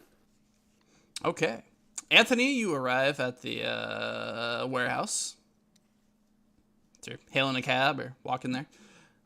There's still, it's 1939 police work. I guess the FBI's already been around for 20 years, so maybe they've changed stuff, but used to be the police would just like slosh water on the crime scene to clean up the blood and move on with their lives. So Throw some sawdust down to soak it up. Yeah. But there's some police activity there. You can see that they're talking to the owner of the warehouse as well as the person renting it out, the person that owned all these guns that the Irish mob was trying to rob. But that's all up front. If you roll... Oh, no. Dexterity? There's no skills, guys. There's no skills. I guess you... Uncharted territory. Yeah. I guess you could describe your approach to try to, like, case the place to see if you can find where the Dagda stored his armor. Okay. We'll approach the building, look it up and down, more or less see how many police officers can I see from the outside. It's probably just like 2 guys doing some casework. Fantastic. Brannigan first, the rest nowhere. He walk up to whoever guarding the entrance, maybe both of them, Yeah. and he will. Fantastic. He'll use. I can't click on it to do things, but he'll use sweet talker from his way of speech to convince the guards to let him pass. Maybe pull oh no, yes, I'm with the Gotham police office. What's called the GCPD, of course. Yes. Fantastic. I'm with them. All right. I'm here. I don't have my badge on me, but you can check up. You don't want to make the big guys with time with bureaucracy, right? Just let me through. I have important work to do. So that's a +1 on a on an intelligence test to convince them. Intelligence or willpower. They're both 14 for me, so I'll go with willpower. Actually, what happens when you have a how do I put this? When you're proficient in a stat, I don't remember what's it called in Gotham. An then edge. you have an It's edge. advantage. Yeah, it's like advantage in D&D. Oh, fantastic! Then I will roll willpower. All right. Big numbers, baby. Give me big numbers.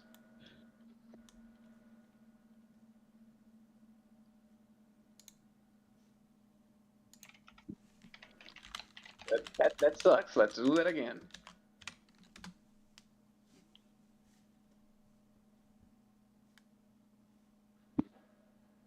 What was that? Did I do it?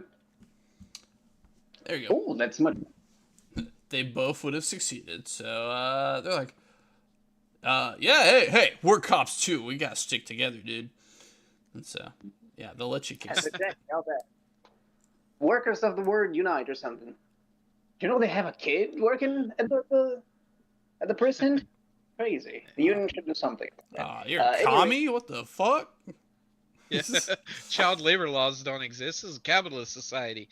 To be fair, this is kind of like the Second World War. The communists don't exist yet. It's fine. No, they do. The Red Scare hasn't started. It's all fine. Don't worry. Red Scare was 20 years ago. The first Red Scare. That's right. Really? Yeah. God damn. Don't worry about it. I can't expect you to be read up on. Hey, ask me anything about Brazilian history. I can't do it. Anyway, so you get in and look around for the armor. So what this will be, I'm gonna do an opposed intelligence check for Slathery versus you to see if you can find where Slathery hid it. Come on, baby. I need big numbers. The biggest numbers. Oh, okay. I'm quite smart. I believe Slathery's at a -1, so it's not looking good. Yeah, he can't possibly hit that. He doesn't get a bad No, if he rolls a nat 20, he gets. There are crits. I mean, there's no clarification of whether they work only against attacks, so I guess they work for everything. Yeah. Okay, so just a 20 to see how well I hit it, Yeah. or a intelligence to see how well I hit it. Yep. Let's go. Oh, Yeah, he finds it. pretty good roll. It was 16 on the die. Pretty good roll, but I'm not very. Yeah. It's like just I feel like I was walking past a dumpster, and I was like, no, that's too easy. It's too easy, and I hit it under the dumpster instead. Brandon just like sighs and shakes his head as he pulls it up. There's a few inches of rebar sticking out from underneath the dumpster. He's like, oh, okay.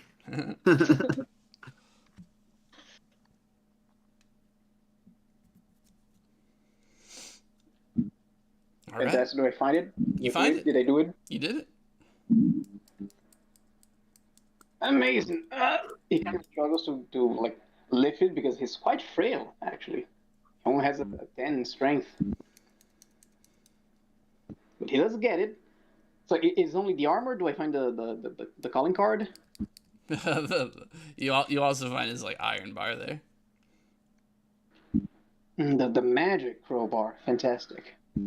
Good thing you work at a construction site and you can get another one of those anytime you need. Yeah. I feel like this is like the third or fourth one he's had to get. Dude, they're gonna start docking your pay. Blames it on the same guys that keep stealing the copper out of the ACs. Telling you, it's We're only gonna leave through the back entrance, Mhm. so he doesn't have to meet the police officers again.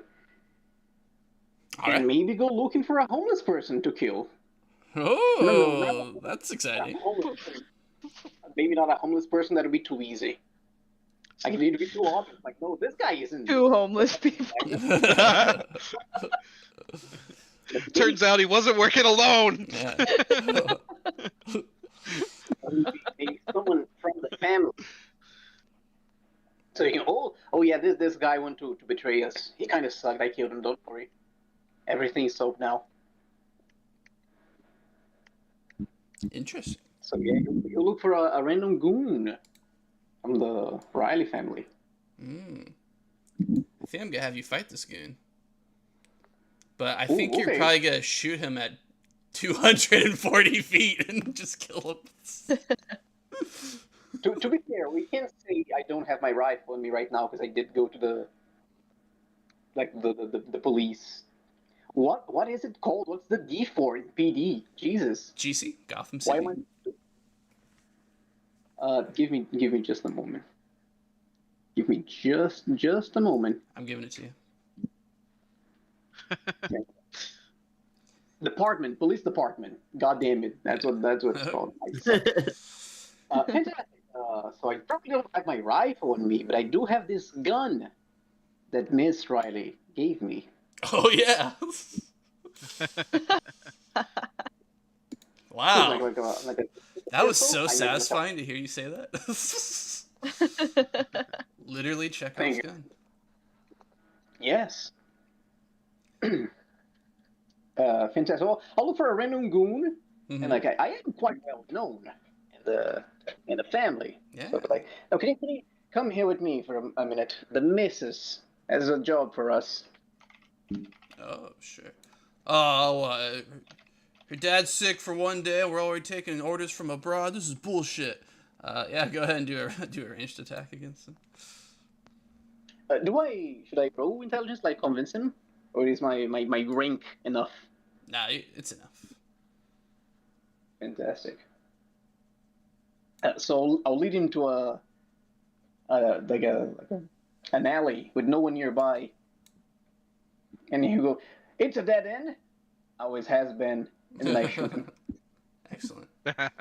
Why are you in a spacesuit?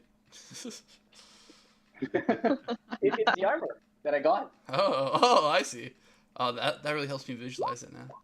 Dude, just like an astronaut beating the shit out of people. I think I missed his head, even though I got like the two rights. I am using just like the rifle I had, but I am rolling with the damage as it was 1d6, which is a pistol, if I'm not mistaken. I got you. Yeah. Just roll 1d6 for me. I did. It has the check and the damage. Wait, what does it say? 14. This doesn't sound right. Because that's What's going on? That's 2d8 plus 3. But I change it. What is the meaning of this? Let me reroll it. That's for the damage. Did you? Oh yeah, I see the 1d6. Yes, I rolled 1d6 now, but still got me an 11. What is this? What is the meaning of this? I got it. Thank you. Okay.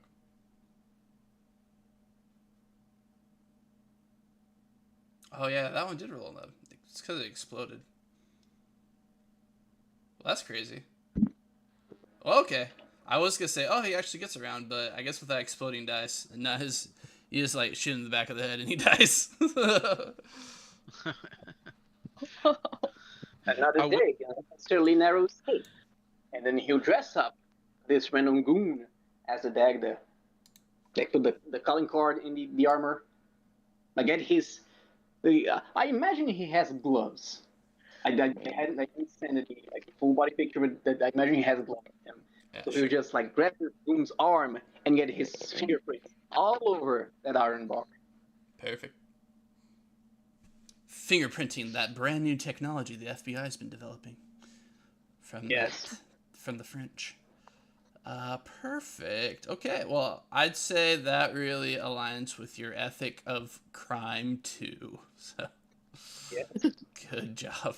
Okay, we're going to cut to the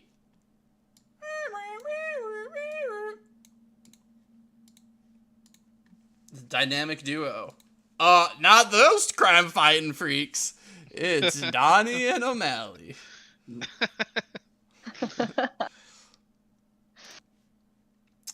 Well, what do we see when we show up to the crime scene? You pull up to an ambulance that's riddled with bullet holes. It's crashed on the side of the street. Lots of people are gathered around in their bathrobes, shaking their heads, crying. fire hydrant, spraying all over the place. Not only are the that'd spoil it. So that's what you see approaching. Yeah. Okay. You drove Never over let here you- with the Leadfoots, the officers that were driving here. So you're like some first on the scene, basically. Ah. Well, I'm never letting you drive again, Donnie. You hit like 3 trash cans on the way here. I'm learning.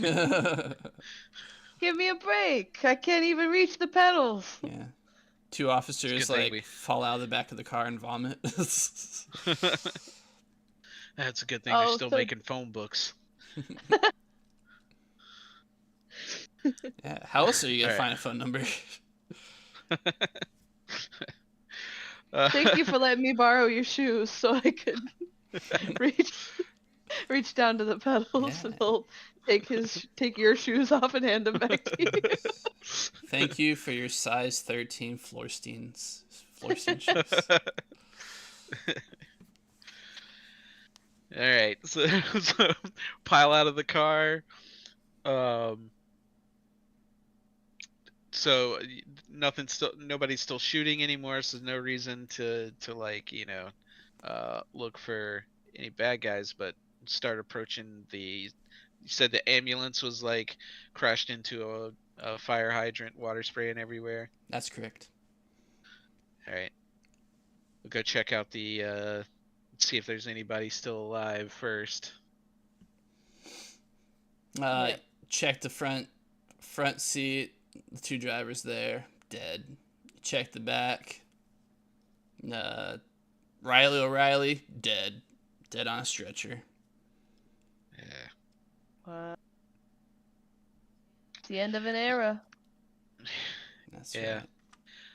Look at the uniforms that came with us and get them to set up a perimeter and start asking for anybody who saw what happened, and then he's gonna start walking the crime scene, see what kind of clues he can find.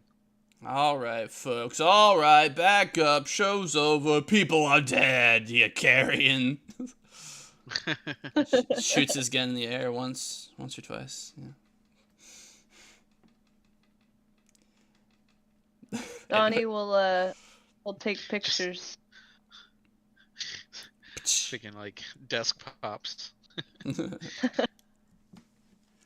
All right, roll investigation. I'd like to roll perception because Sure. I have an edge on that. Oh, right, yeah. Also, get +1 bonus per level when looking for clues, and I only have 1 level, so +1.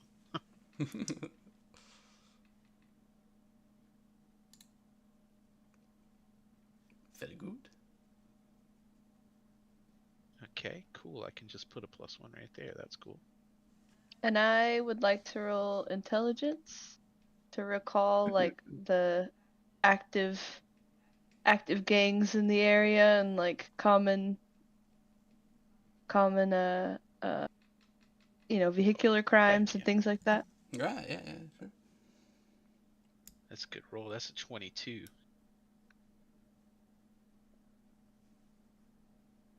Oh, I was looking at Oh, that and I was just like, Wow. I get advantage too, so let me see if I get better than that. Probably won't, but That you won't? yeah, bet I want to because that was an 18 on the dice. Well, it's a 23. Wow. Nice.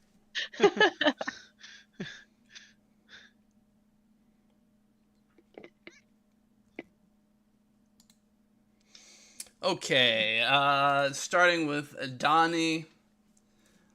So you're on this side of town, this close to like O'Malley territory. You know that if this was so this is in Riley territory. So Okay. this is Irish guy area, but Mhm. it is close enough where you're like conceivably. This could have been a hit from the Jewish mob run by Israel Berman. That's like the proximity. Okay. Guardian, you do a sweep, and you know, there's not much evidence to find. You can tell that like a car pulled up to these guys while they were driving and like Tommy gunned them, full of holes, and then it just drove off, crashed, and then they drove off. However, we'll say that part of that sweep was getting witness statements, and you were able to. Someone was like, "Yeah, it was a hot shot in a bright red car," and you're like, "Oh, fucking, I know this guy," and it's like a local gangster that you're familiar with and have had dealings with before. His name. Uh-oh.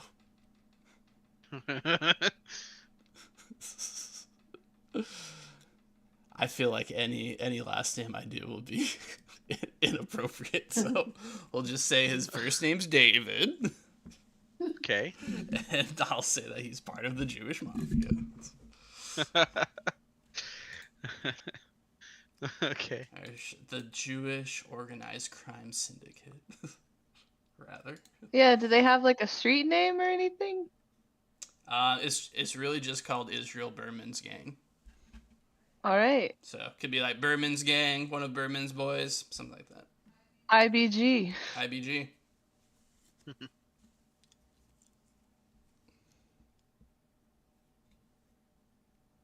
We got to come up with a criminal name for David since we don't know his last name. David the Goliath. He's 7 feet tall. David the Goliath. I like it. All right. Yeah. So he'll walk over to Donnie and be like, bunch of .45 caliber casings all over the concrete over there. Somebody leaned out the window of a car when pulled up here and unloaded on them. Witness I gave a description, sounds a lot like IBG. IBG. You know the big Tommy will the interject. big guy. Yeah. Oh yeah. We may be in O'Reilly territory, but I got a feeling this has got to be Berman's guys. Yep. That's what it looks like. Somebody's trying to start a gang war. Not on our watch. O'Malley? Yeah. Let's get an APB out for David. Maybe we can bring him in and see who put him up to it. Good idea. Hey, you! All right, we'll cut to our boy, our hero, the main character, arriving at the warehouse to see that the dumpster has been moved, his armor and a random metal bar have been taken. It's the fourth one this week. Fuck. All right. I gotta find a better hiding spot.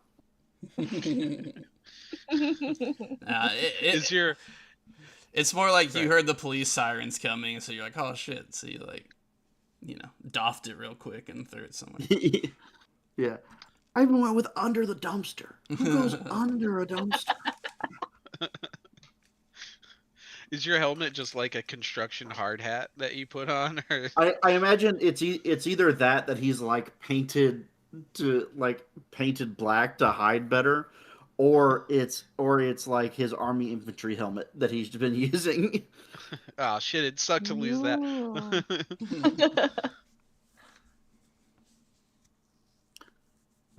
The like chest armor, I imagine, is just like a carrier and some sheet steel that he took. But but the helmet's a lot harder to replace. He's Dude, he's he's, just like the shoveler. he's got to go to like an Army surplus store or something to get a new one anytime he loses it. It's like, well, shit, okay. Um, I guess he would he would go to the nearest construction site. He's a foreman at, which I'd assume is within within the 5 or 6 blocks if they're doing construction in the neighborhood. That's perfect. I accidentally drove you somewhere I wanted you to be. But roll intelligence as you're leaving this warehouse. Okay, I will roll intelligence. It's not going to be great because you guys aren't as interested in this mystery as I wanted you to be. So. Well, oh wait, would I have heard about the ambulance getting shot? I figured he didn't know. That's why I wasn't having him look into it. You're not present for it. I did roll a 17 for my intelligence check. All right. So as you are, sneaking out of the warehouse or passing by the warehouse, you see that the police are talking to. There's the owner of the warehouse and there's the guy that's like renting the space out. And so he's like the guy that owned all the guns in there, basically. And the police are questioning him about it.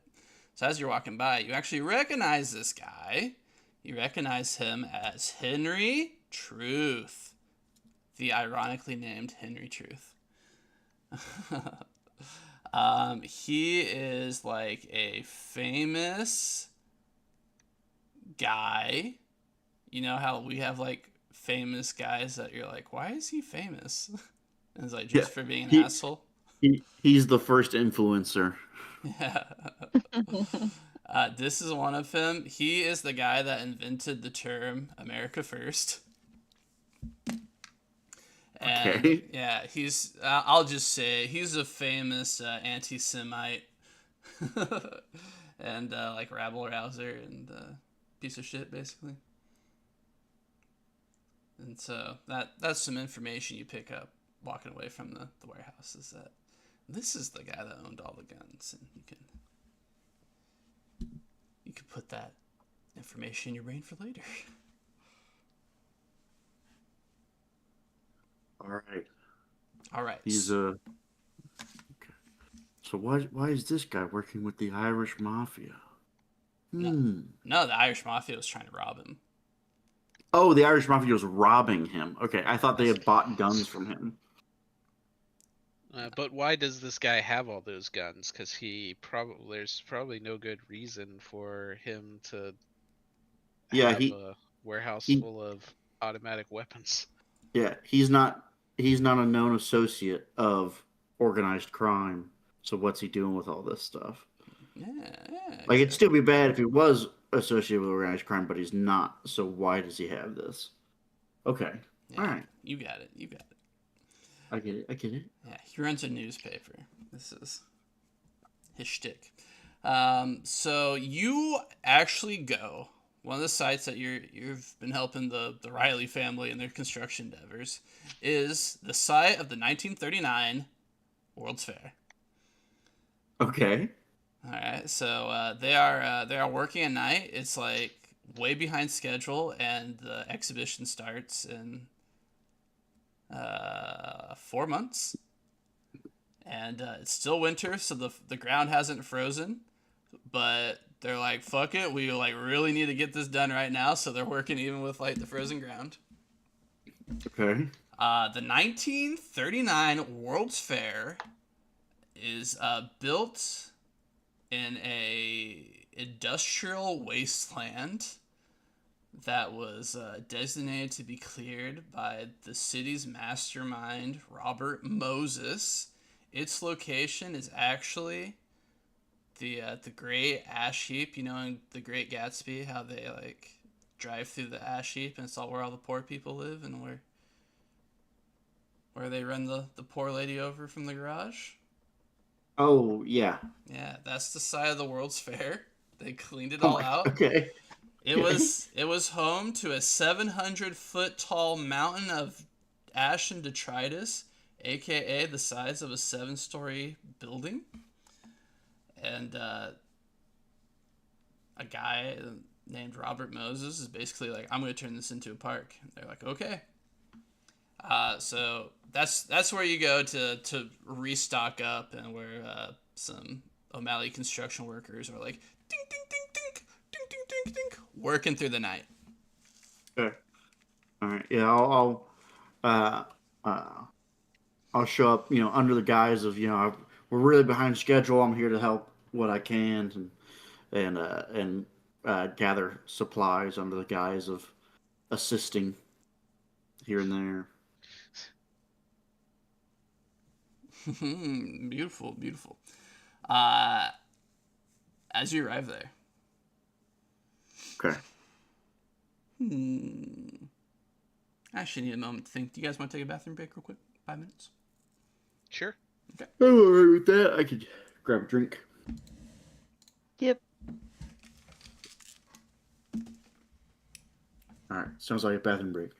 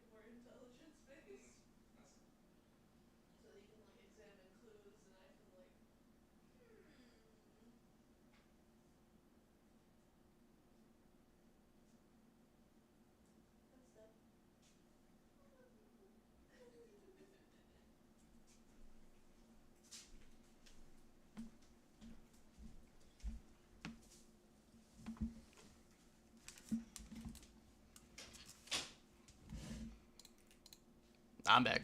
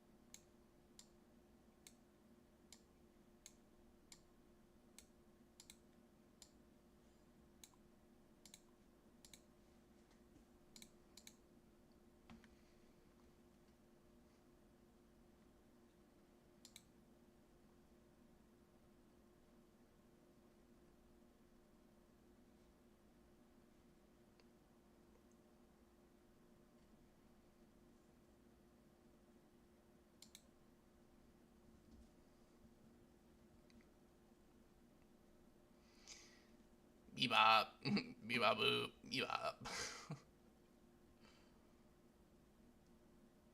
Oh no, I'm recording. Everyone else died, but I'm here. Yeah, I'm kind of like, oh, that's like recorded now. Anthony tried to kill us all, and I happen to just barely survive. Ah, damn it, they're onto me. Yes, I have a shooter outside each of your houses. That's correct. Wow. Scary. I don't like that. Make him go away. Looks like we'll have to SWAT ourselves.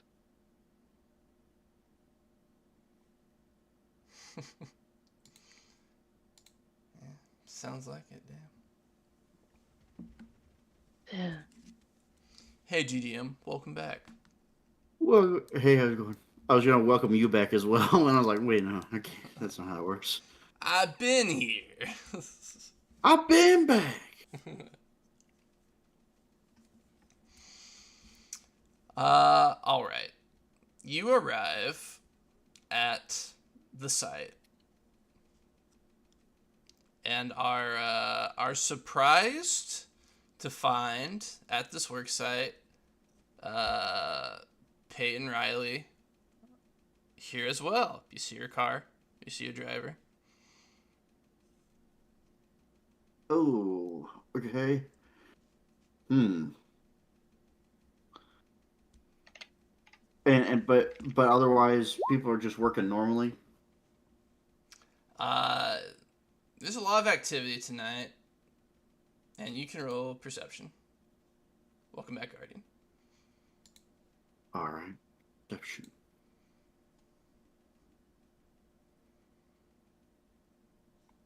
$13. Okay. You can see that Robert Moses himself is here overlooking construction tonight. So let me tell you a little something about Robert Moses. Okay. So he is an unelected official in Gotham City. He is in charge of all the bridges for Gotham and like personally collects the tolls for each. His office collects the tolls for each bridge. And in addition to being in charge of the bridge authority for Gotham City, he's also in charge of 23 other departments for Gotham City involving construction, including like park services and the port authority. He's like a massively powerful figure. In addition to that, he's also in charge of like WPA reconstruction funds for from the New Deal. And in addition to that, he's also in charge of all construction being done for the World's Fair. And, just for a historical thing, during the Works Progress Administration, it had 49 offices. 48 of them were for, each state in the Union. And then the 49th was for, in this case, Gotham City. It received like 50% of all funding from like New Deal. WPA funds went to Gotham City, and the other 50% went to the other actual states. And so he's in charge of all that money that the city received. So he's like, so he's got a lot of influence. Yes. Within the city, and even outside of it. That's right. And he's one of the reasons modern cities suck real hard. He's like an interesting figure, but also like, as usual, just like a real life villain as well. So it's him, and he's got his own like port authority or bridge authority like police squad with him. That's like his personal vanguard, and they're going about the sites, inspecting things. Now, Peyton Riley obviously didn't know he'd be here today because she's got two goons that are dragging the body of the Dagda through the grounds towards towards some wet cement as you see Brannigan walking behind her, casually reading a book, of course. Ah, my armor, you motherfucker. Well, they're gonna. I'm putting together what happened to my armor, and now I'm like, oh shit, I gotta try and get my armor back, right? Like, Yeah, sounds like it. but it sounds like they're about to encase it in concrete. But I will simply wait and watch the interaction to try and uh, blend in with my construction workers um, to a point, but at a point where I can potentially overhear some of the conversation that they're going to have, if any. All right, Peyton Riley to Brannigan as the goons are like stealthily trying to get this body to the wet concrete before Robert Moses and his goons arrive to inspect the site. So it's a little Benny Hill, but she nods her head and she says, "All right, you managed to redeem yourself."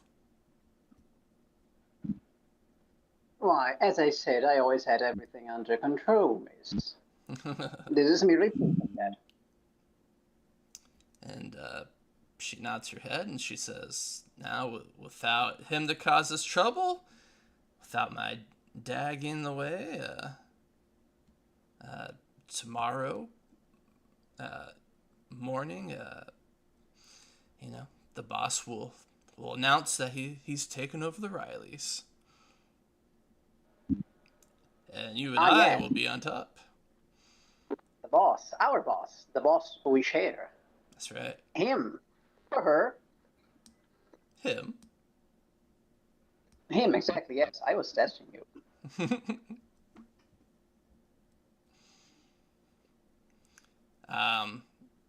And before I get into the insanity that's about to happen, let's cut to where do we leave our detectives off? They put out an APB for David the Goliath. Yes. Yeah, hoping we can bring this guy in and see if he can tell us who put him up to the drive-by. All right, that happens. He is in a prison cell, and you guys are interrogating him. You want to take the lead on this one, Donnie?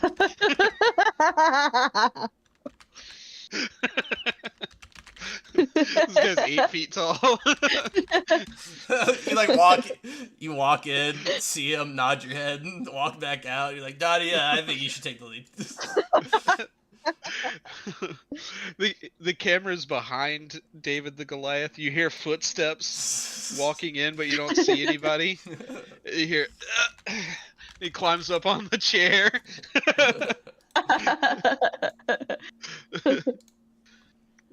I seem to be in the wrong room. 1 second. right. Yeah, of course. All right. Well, just keep an eye on things. See if you catch anything I miss. Sounds like a plan.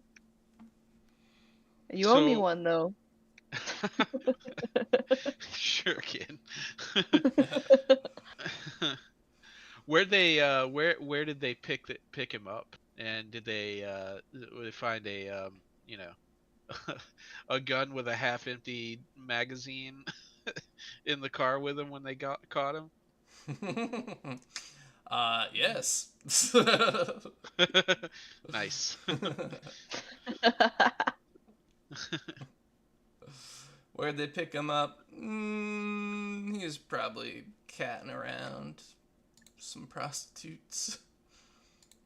Oh. Trying to get his alibi set up. Oh, caught him Someone before he grabbed him. was All right.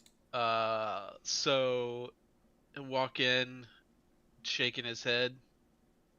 David. No last name. No, Mr. the Goliath. David the Goliath. Hey, Mr. the Goliath, you want a glass of water? I want to get out of here.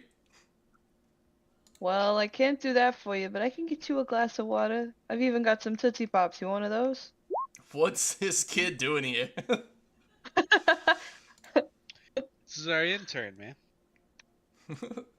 Look, we ask the questions, okay? Okay, okay. That's You right, Donnie. cooperate, and we'll send you right on your way. But the more you resist our questions, gosh, we could be here all night. Resisting? Who's resisting? I'm not me. I'm very willing to squeal. I just need to know the deal. Well, let's start with what we've got. Got witnesses that put you at the scene of a murder tonight. Mm-hmm. We've got the murder weapon in your back seat.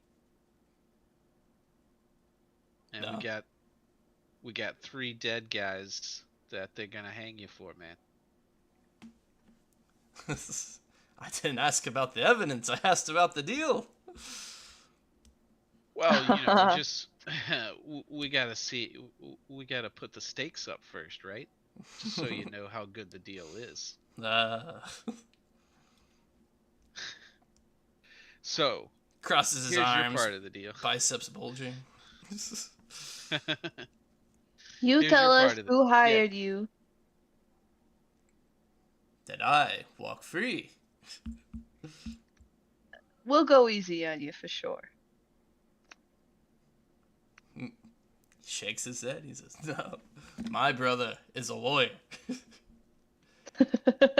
I can call him in here right now. I know my rights. So I'm gonna need better than very well." O'Malley, come here. I'll walk over. I'll Alright, like together. usher us into a corner, yeah. Yeah, So my what's the- knees don't work so good. It's hard to get down here.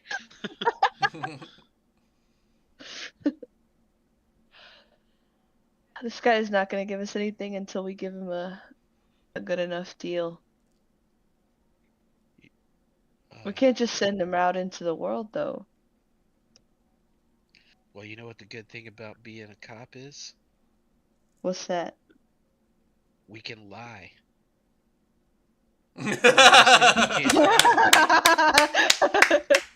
They always think that we have to tell the truth, but if it ain't in writing, it doesn't matter. I see. I'm learning every day.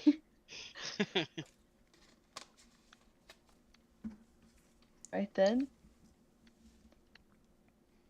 So let's give him a deal.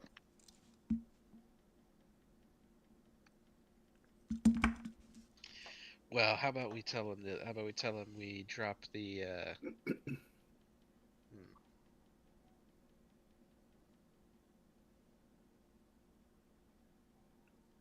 I feel like there's. um.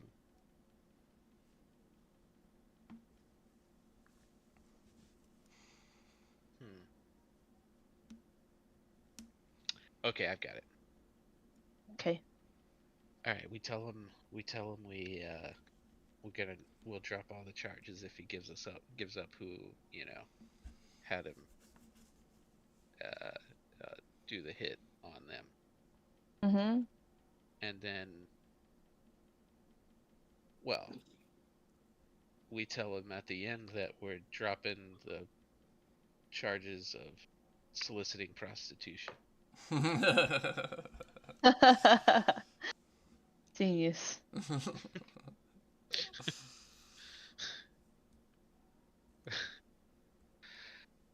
All right, let's do it. All right. And action. Very good. That happens. He reveals to you that it was no other than he talked on the phone with a guy named Bugs, who hired the hit. And so basically, you guys are like, and Bugs, famously an Irish gangster name. You guys can roll intelligence actually to see if you've heard of this Bugs fellow. Will do. Let's see.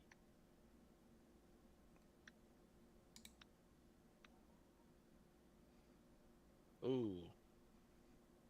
Snakes? O'Malley didn't come up so. Yeah. I don't know no snakes. Oh, Got it. there we go. Hey, and by the way, point of privilege. So I said 1939 World's Fair. What does Midjourney give me? Hello, that's clearly the 1886 Chicago World's Fair Administration Building.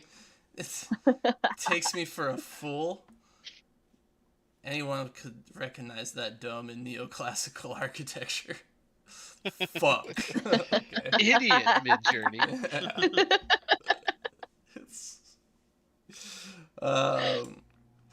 Donnie recognizes Bugs. Bugs has come on the scene very recently, but has been making some big plays in the Irish Mafia.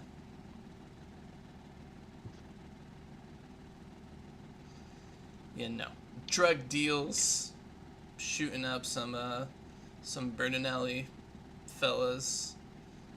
Appears to be an incredibly violent gangster, and is like horning in on some territory of the other made men around the Irish Mafia.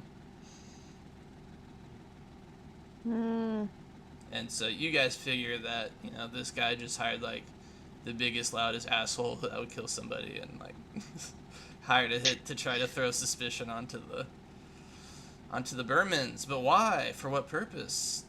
Well, you already said it, O'Malley, to start a gang war. Yeah. All right. But why do they want to start a gang war? To distract us from something? Like the Epstein files, maybe? Well, could be that. Could be somebody else wants to get rid of the Irish or the Jewish mafia. I don't know. Maybe there's a specific target, or maybe it's just to cause chaos. We gotta find who's pulling the strings first. Yep. Well, thanks for your help, Mr. the Goliath. And as per our agreement, I'll be going now. Yeah.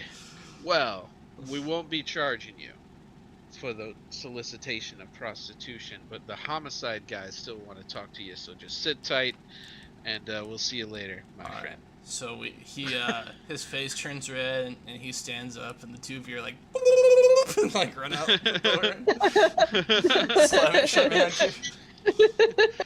This thing locks, right?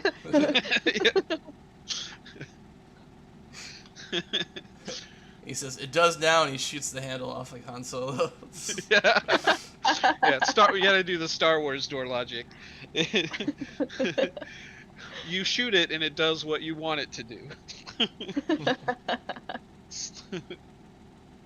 All right. So where do you two want to go from there? Let's see. We gotta track down Bugs. Yeah, I think we gotta pay a visit to Mr. Bunny. Or at least, figure out where he's roosting. Yeah.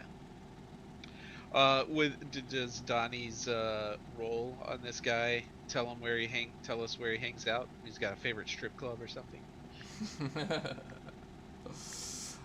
Yeah, Donnie is like, Bugs.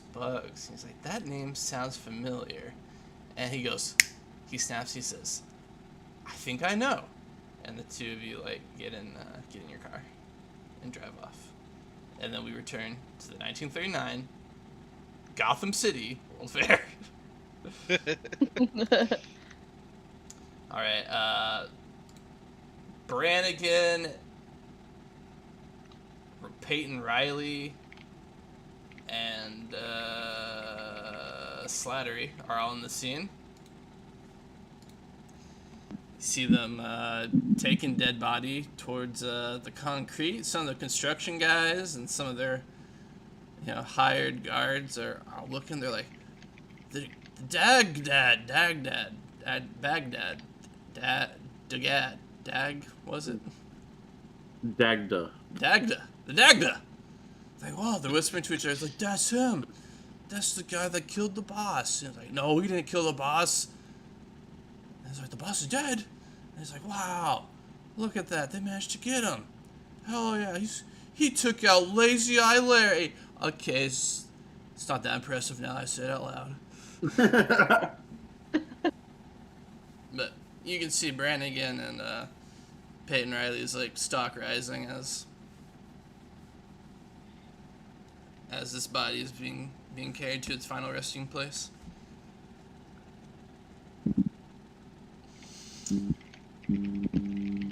And they take it. Peyton Riley's like, "Fuck yeah, everybody, look!" But look quietly as she looks up the hill at Robert Moses and his guards approaching.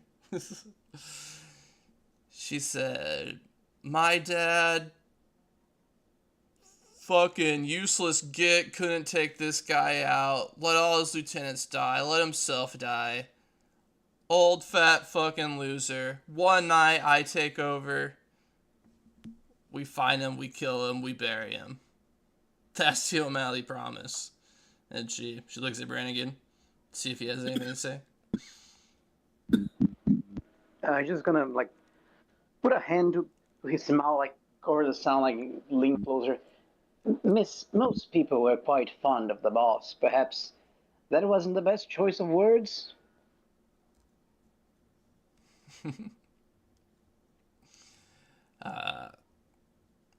And she'll like stare them down and say, "Oh, you guys were fond of him? Yeah? Fond of a guy that disinherits his daughter? Huh? Makes her marry a fucking piece of shit for a political marriage? Is that the type of guy you guys are all for?" They're all like, looking at each other. Like, sure, kinda, yeah. It's He'll just very look at it. uncomfortable. So, I put a hand on Peyton's shoulder and go, "What the young miss means to say is, Dagda, more like dead." Yeah, guys. And then they all clap and they nod nervously. When Dagda makes his next appearance, he ought to show up covered in concrete dust. You think you can kill me? And then there's a loud screeching noise. Like, not like that though. And it's high pitched glass shatters like lantern lights and stuff that are up. Might even be electrical lights at this point. Like psh, psh, psh, shatter. This like high pitched screaming sound. And a sound familiar to all scum and villainy within Gotham City as you begin to hear the words uttered around the playground, which is the Batman. Oh shit! You guys are fucked. It was like shit, scatter, and people go running, and Peyton Riley's like, oh shit, and she like runs back to her car. Robert Moses, one of his goons, like shoots a gun in the air, and up on the hilltop that's like overlooking all this. He's like, all workers will remain on the premises. And he's like, abandonment of your duties is abandonment of your contract. And he gives a nod and like a bunch of floodlights like turn on around the park and like illuminate it. And we can see like a winged figure like suddenly illuminate and then just like shoot straight up into the sky. And all the workers are like, ah! Like freaked out. But the camera pans up. Robert Moses, hands behind his backs, chin like a stone statue, as he just like looks into the sky, unperturbed. All right. What do we do from there, boys?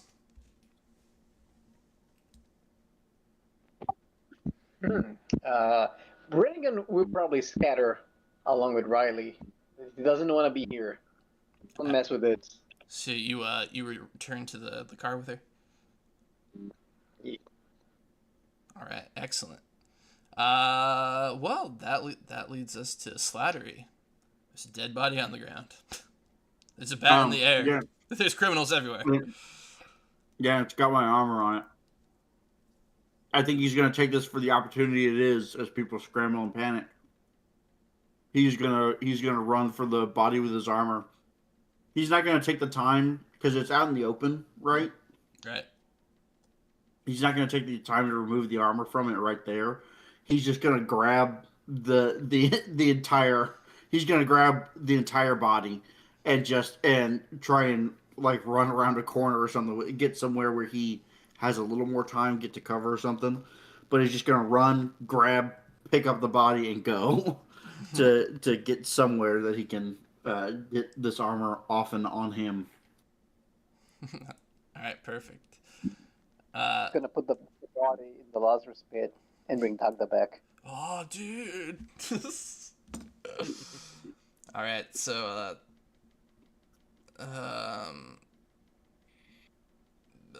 Peyton Riley runs up with Brannigan to the back of the car, and she's like, "Boss! Boss! Everything's gone pear-shaped." And she throws up in the back door, and she's like, "What do we do?" At this point, we cut to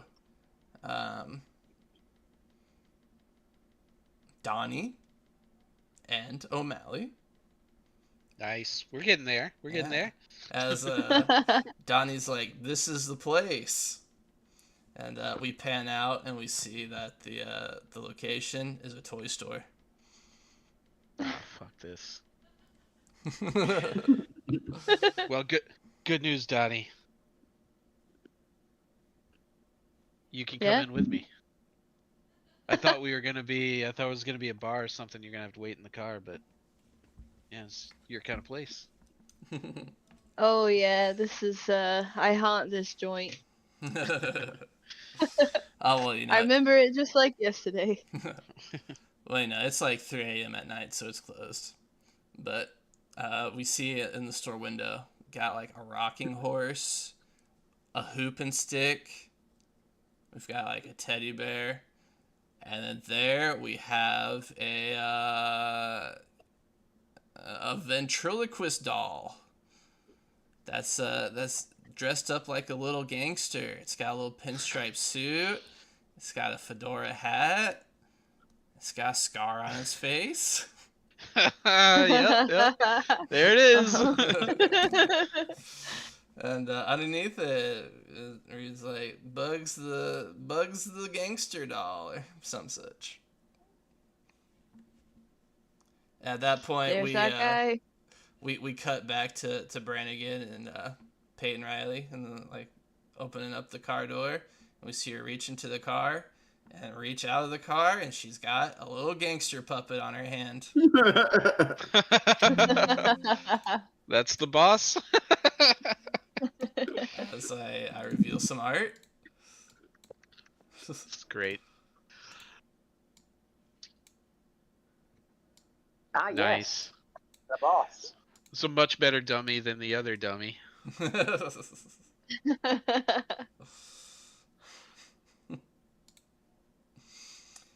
This is one of the creepiest Batman villains. Yeah. Especially I agree. like I've always felt that way. Oh, the ventriloquist. yeah. Especially in the ones where like they kind of leave it a little ambiguous as to whether he's just crazy or if there's something possessing that doll, like because in some of them you can't tell, in some of them he's clearly crazy and the doll is just a doll, but there's one where the doll gets up and moves by itself at one point. No. Haunted doll stuff is like one of the things that creeps I me don't out. like it. Yeah. I don't like it. I don't believe in ghosts or possessions at all, but I still don't like it.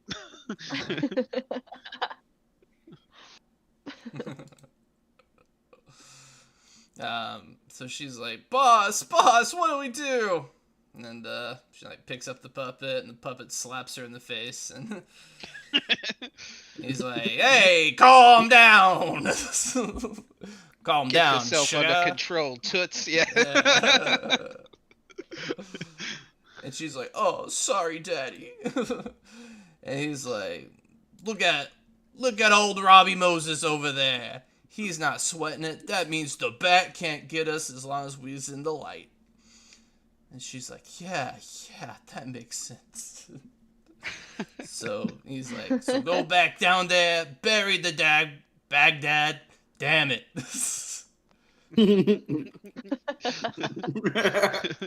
It's a lot harder to do when you're trying to not move your lips. Damn it. Whatever that guy's called. Yeah, and introduce me to our new troops. And she's like, yeah, okay. And so she walks her. He couldn't be here. Yeah, Brannigan's like, oh, fuck me.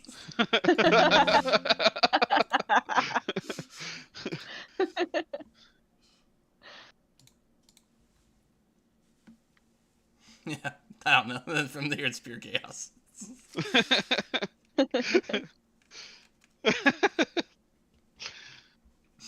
I suppose, Donnie and the detective O'Malley hear some screeching and gunfire at the park not very far away. Yeah, I'm probably just sitting here looking at the dummy or the ventriloquist dummy and looking back at Donnie and being like, so this is Bugs? I think we might have got our wires crossed. This is a toy. It is a toy and it isn't. There's something else going on here. Bang. Yeah. There you go. Oh, the hits keep coming.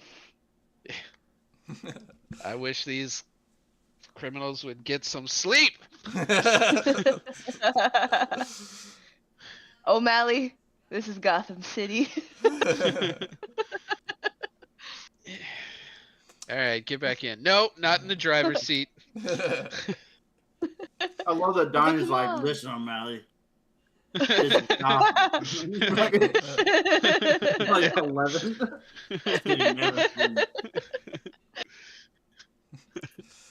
Peyton Riley gets down the hill and sees that the body's missing, and she's like, "Oh no!" And the goons are looking around. They're like, "He rose from the grave." To steal a Guardian's joke from earlier. That's okay. You deserve to steal one because I did it again by posting a meme about the villain before you reveal the villain. I know. I was like,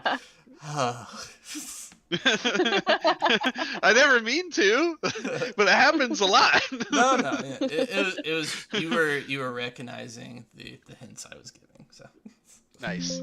Okay, it was intentional foreshadowing. Yeah. I like that. Honestly, like I said her name and you laughed, and I was like, oh, he knows the character.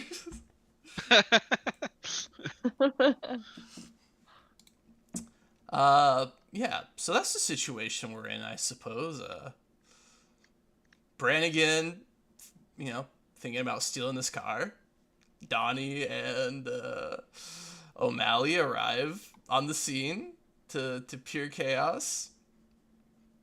And Slattery just got suited up. Where do we go from here, buddies? And lady. Well, we've got the bat on scene. We've got we've got two mob bosses, one of which is a doll. Now, it is important to know, Robert Moses, not a mob boss. He's a respected member of Gotham society.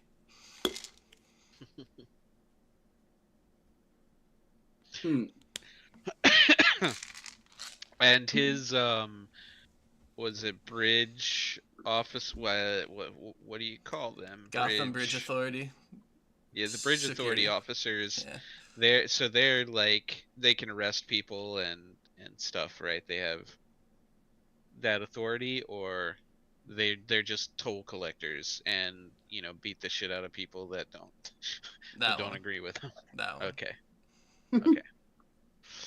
Well, I think when we roll up and see people, like a massive shootout, we'd be getting on the radio and trying to get some, some black and whites coming out. Oh yeah. Yeah, okay. Yeah, they're like, what's the situation? You run to one of those telephone boxes.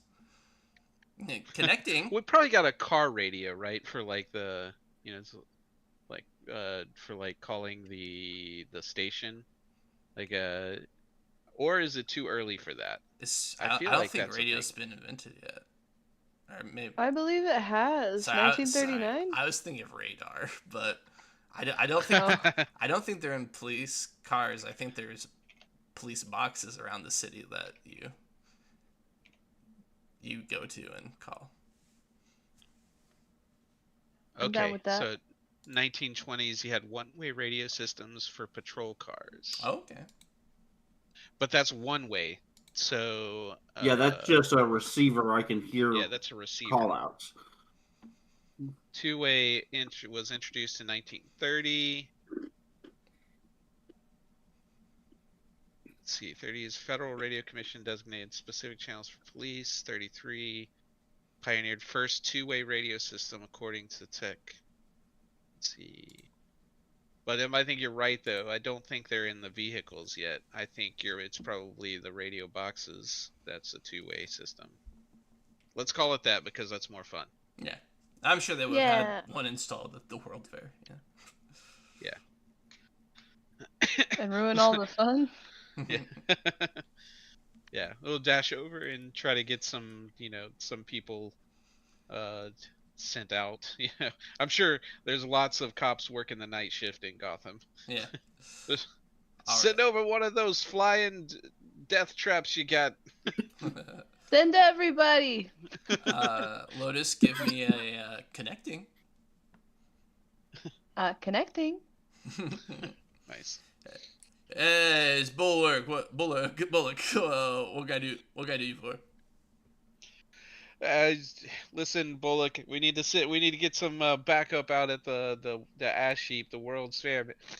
There's some kind of shootout going on here. I don't even know who's doing it yet. Looks like every gangster in town's out here.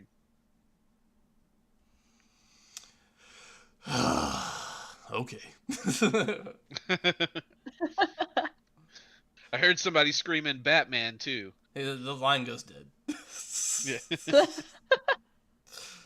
Bullock, fucking asshole. Son of a bitch.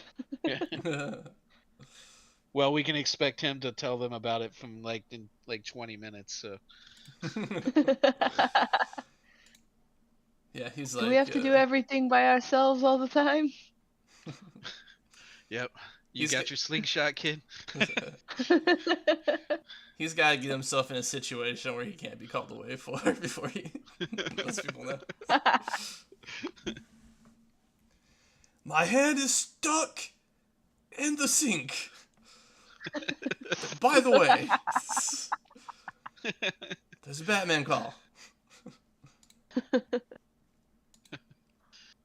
Alright. Slattery, what the hell are you up to? I've got my armor in my rebar bag. Right. I think to keep up with appearances here.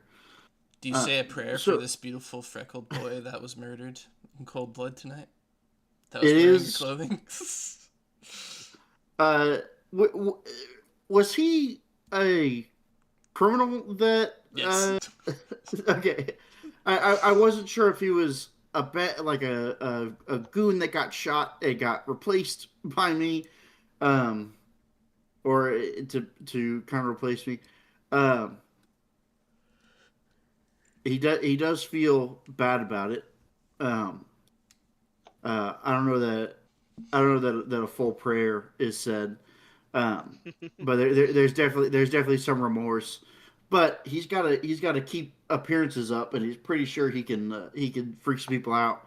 So from the head wound of this boy, he will take some blood and paint it on his own head to make it look like there to make it look as if there is a bullet wound still in his head. Just to freak him out a little bit more, and maybe that's enough to get him to surrender. Yeah, cool. I like it. All right, so you emerge from behind the corner that you were hiding behind.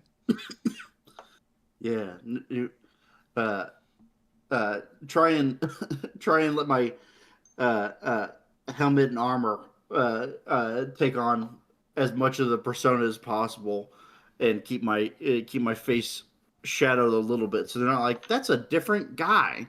That's not who was in there. So hopefully they don't quite see that, but they could see the like line of blood coming from my forehead Yeah. that I've painted down my face. Yeah, sure. Yeah, I our oh, what is the ventriloquist's name? Peyton Riley. Yeah. Uh, uh. So Riley and Brannigan are at the car, correct? She like came down the hill to where all the construction was going down at this point, because they were gonna throw your body back in it, but then they discovered that your body's not there. Okay. During the discovery of my body not being there, or my body not being there, I will. I don't know anything about this dummy. I know she is. She's a leader here. I don't know that he would just go up and cave the skull of a woman he doesn't really know. Yeah, that's what I'm wondering. I don't know that he would do that, but I think he would definitely sweep the leg and try and knock her down if she's in charge. All right. So you're gonna engage them? Yeah, essentially try and take Peyton Riley hostage at this point of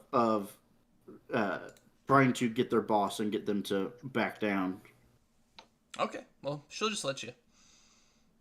Okay. Oh wait, no. Sorry, no. What's your initiative? My initiative is 3. Actually, before you roll initiative, go ahead and roll willpower to see if, with advantage, see if you can scare off some of these goons.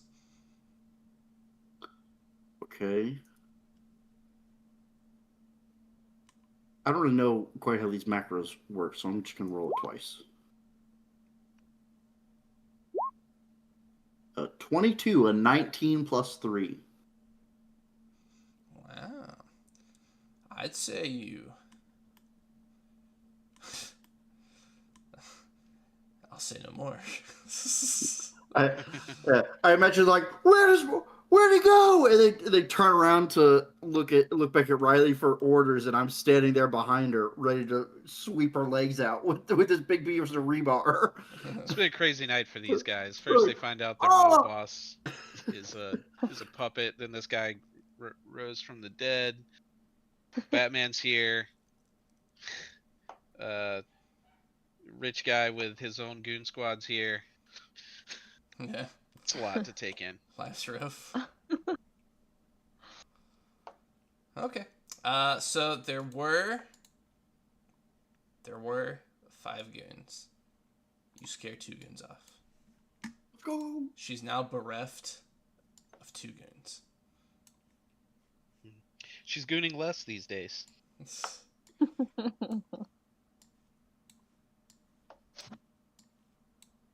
There we go.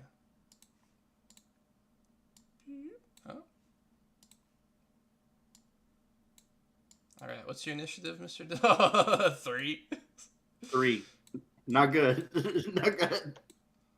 All right. Well, everybody else, you guys see world famous iron bar user Dagda. Dagda. I got it. Approaching Peyton Riley. What do you guys do? Well, I guess we're not waiting for backup, Donnie. Please don't get shot. I'd feel real bad. Oh, don't worry. They won't even see me coming. As he like gets his box cutter out, he's ready. So he actually a brick stuffed inside a sock. Homemade blackjack. And as a ranged weapon, so he hurls it.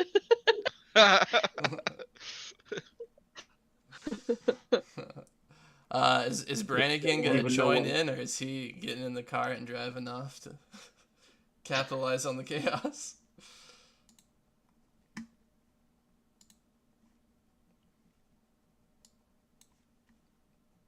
Oh, Discord maybe he's might on be. mute. Yeah. All right, Anthony. We'll keep it a secret. Keep your secrets. Guardian, what's your initiative? Riley, what's your initiative? I mean, Donnie. 14, 12, I think is mine, but let me double check. 10. Yeah, 12. Oh, hey, how about I put on turn order? Ooh. I love the Donnie going, "Don't worry, they won't know what hit him," and you just hear a splash in the mud next to him. And you look to the side, and there's a tube sock with a brick there. You're like, "Oh no!" What is that? Yes. So yeah, some guy just like, I don't know what hit me. I got hit with a brick. As he hurls another one. Donnie, what was your number? 10. O'Malley? 12. And we got the Dagda. At 3? At 3, yeah, because it's 10 normally, and then -7 from because my 7 gives me, or my helmet gives me the 7 defense. Okay.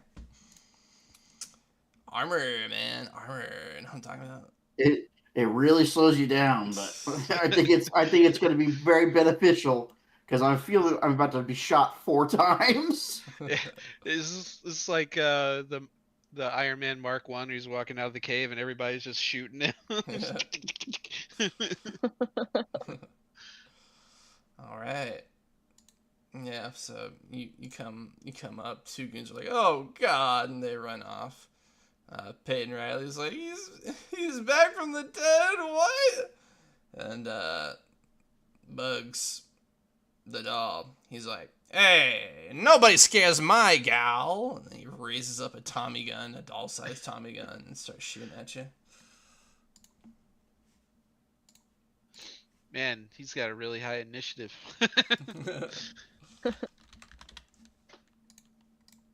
I'm not cheating.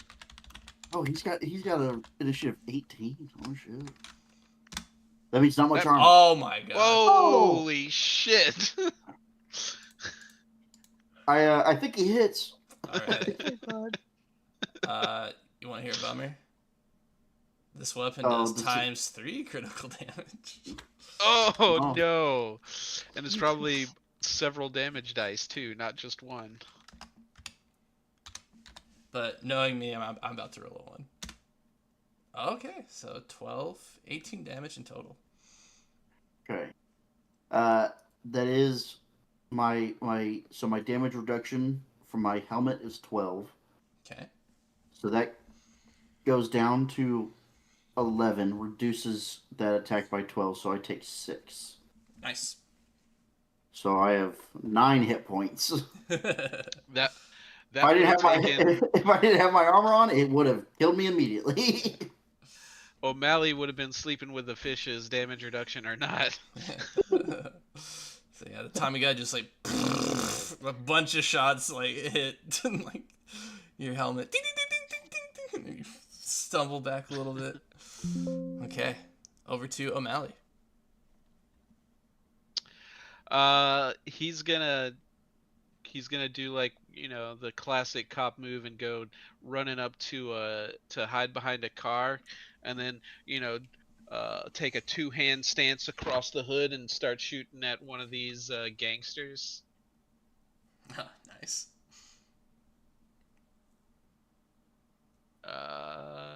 Let's see. I feel like I think I can. Yep, just click this thing. Oh, that's a big number for hit, but a low number for damage. All right, you deal double damage to one of these guys.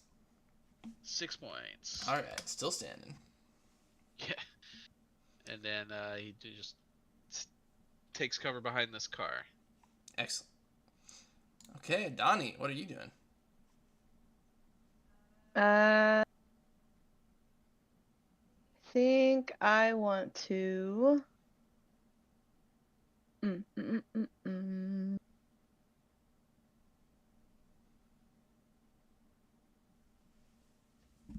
I want to try and first like get out of sight.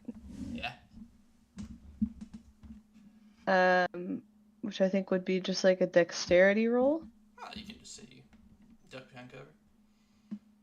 Well, oh, okay. That's okay. There's a mechanic, I guess, that okay. Ah.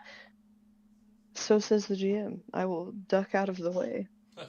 It's 11 o'clock. We can just say you do it. Happy with it. Is that my turn? No, Or is there more? you can attack. Okay, I'll attack as well. So yeah, Donnie will you know, fully stealth himself away. But let's say like behind like a dumpster. But his arm will be sticking out, and he'll be swinging the sock with a brick. The hell is that noise? Yeah. And he'll release. Okay, that does critical damage and takes one of them out. Let's see, boom! Nice. And just the guy falls into the mud in front of the Dagda. Excellent. Donnie, I did make this so that Donnie will have to go like pick it up. He can't just be walking around with a bunch of bricks in his jacket. You are at a construction site. There's Oh, probably true. bricks. How many socks do you have? Yeah. I was gonna say Now he it's a could question be of how packing many socks. Yeah. Well, hold on One now. from Rome, but I got Socks, two wait on a my second.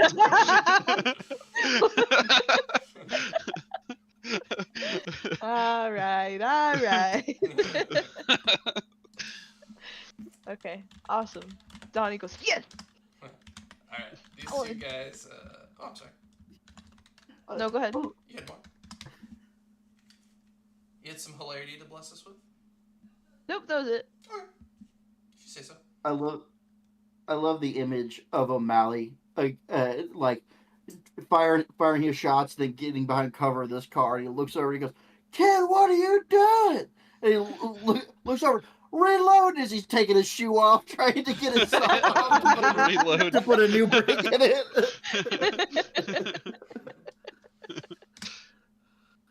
Ooh, a 21 or a 20 hit the Dagda? Are they ranged Ranged. attacks or melee? Yeah, they both hit. Oh my god. I don't know why they would have both hit either way. But That's what I was laughing at. It was like, oh, it's not bad damage though, and you got damage reduction on range. Yeah. So You can also reduce them individually. yeah, okay. So the first one is fully reduced. I have 11. It goes down to 10. Second one, fully reduced, goes down to 9. Okay. That's them. My helmet's really taking a beating. We go to the Dagda now. Think I probably need to. Seems like my side characters may have these goons handled, because one died to a brick that a 11-year-old threw at him. So I think my damage may be better focused on our wooden friend here. So I will make an attack. I'm specifically going to go for the doll because it's the one holding the machine gun. Oh, nice. Okay. Let me. A 14 to hit for 13 damage. Okay. Actually, I will. Did it hit? Sorry, I need to ask that first. That's funny. I bet so I haven't read any comics with her in it, but when it's the guy that has Scarface, he calls him Dummy, but I bet he calls her Doll. That would be great. He calls her Sugar. Oh, okay. Yours would have been better. Yeah, way better. 14 does. It was right there.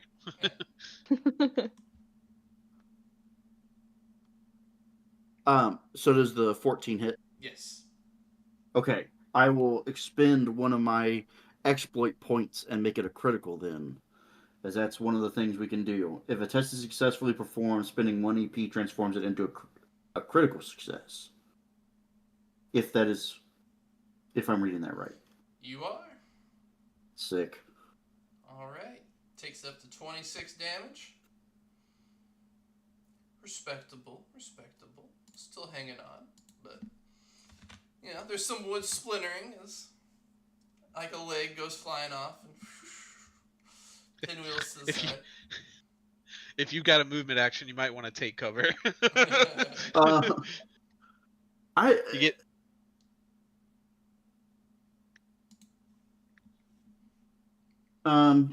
So when it's their turn, a character can perform 1 limited action or 1 movement action and 1 attack action. Okay, so I used 1 attack action.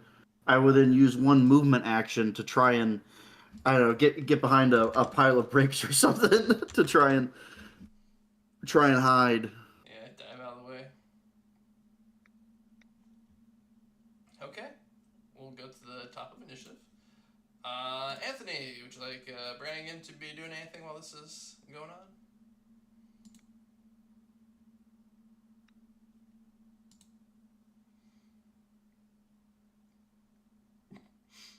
Okay. He's gone. Might be a Bill situation. Oh no. He's going to sleep. I will read something real quick. Oh no, he's reading.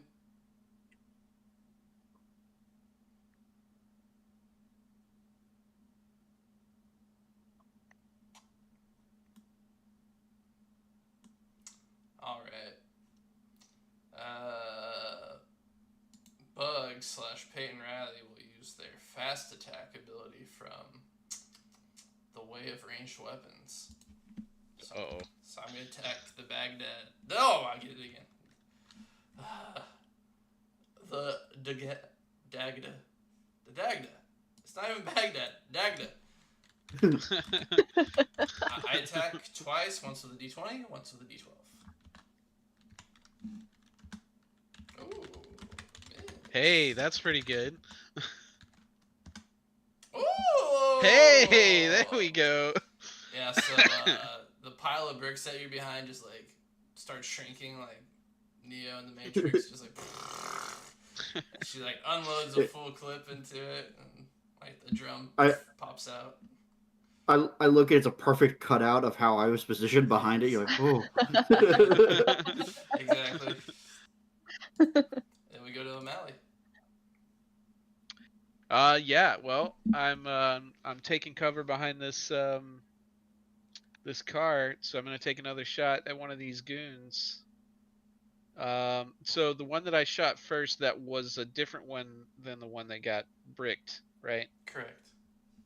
Okay. So I'm gonna take a second shot at the one that I already hit. Okay. 12. 12 hits. Unfortunately, that is 2 damage. Yeah, rolling low on these D10s, and definitely not exploding No. at all. No. That's okay. Okay, he's slow. Well, that's all I got. I'll duck back behind the car. So far, 2 bullets, less than 1 sock-covered brick. Brick. Yeah. Over to die. Okay. Yeah, he's loaded up. He's still behind cover. I'll specify. Excellent, yes. That happens.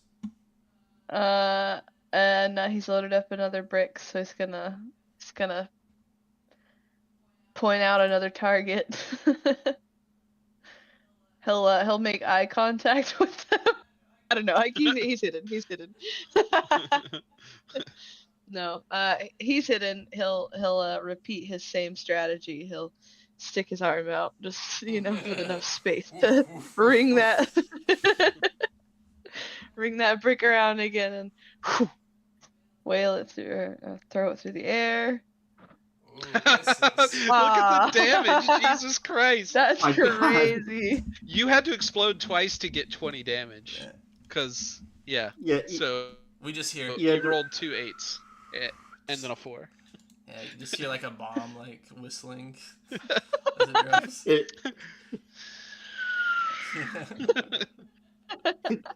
hits the side of like a sheet metal building, so it's just loud as hell. Across it. Oh, what the fuck? Now you can use one of your exploit points to add 10 to that and make it a hit. Do you have exploit points? Because I don't think I do. Oh no, street actually. level, I didn't get any.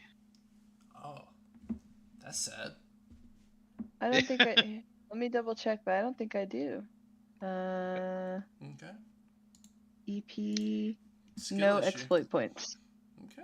Yeah. Sorry. I'm guys. 11. Sorry. I'm 11. Wait, don't you get exploit points? So you get a certain amount from your Profile? profile, but you also get your wisdom or your willpower modifier of them. So like I got 2 plus 3 for my willpower, so I had 5 in total. Oh, I think I did that on my other character, but I didn't do that on. Yeah, so I guess I would have 1 exploit point. That's good to know. Oh, is that detailed down in the thing? Yeah, it said when making. Let me see if I can find it. Exploit points. I do remember that. I just didn't see it this time. Yeah, because I've got 3 on Silverbolt, and you only get 2 exploit points for the profile, for the Shadows of Gotham profile. Yeah, I think it's determining combat characteristics. It was when it says it's how you get to it. No.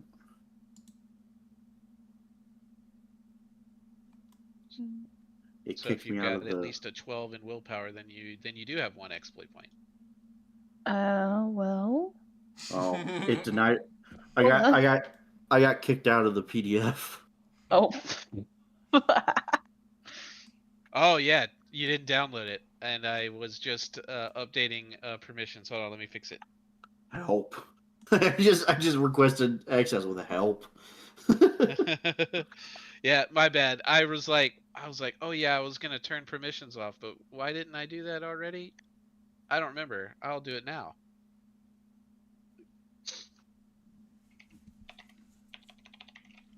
Oh yeah, me too then. I just got kicked. Oh wow. This is some fun English.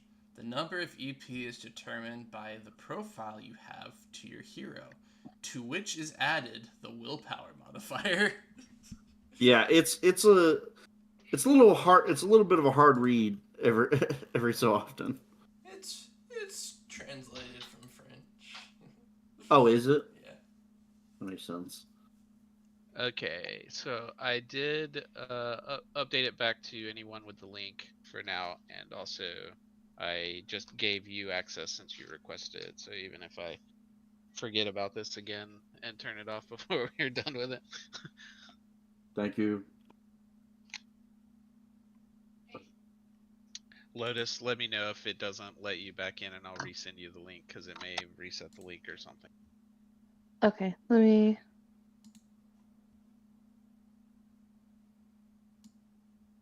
Why is Google so weird sometimes? Okay.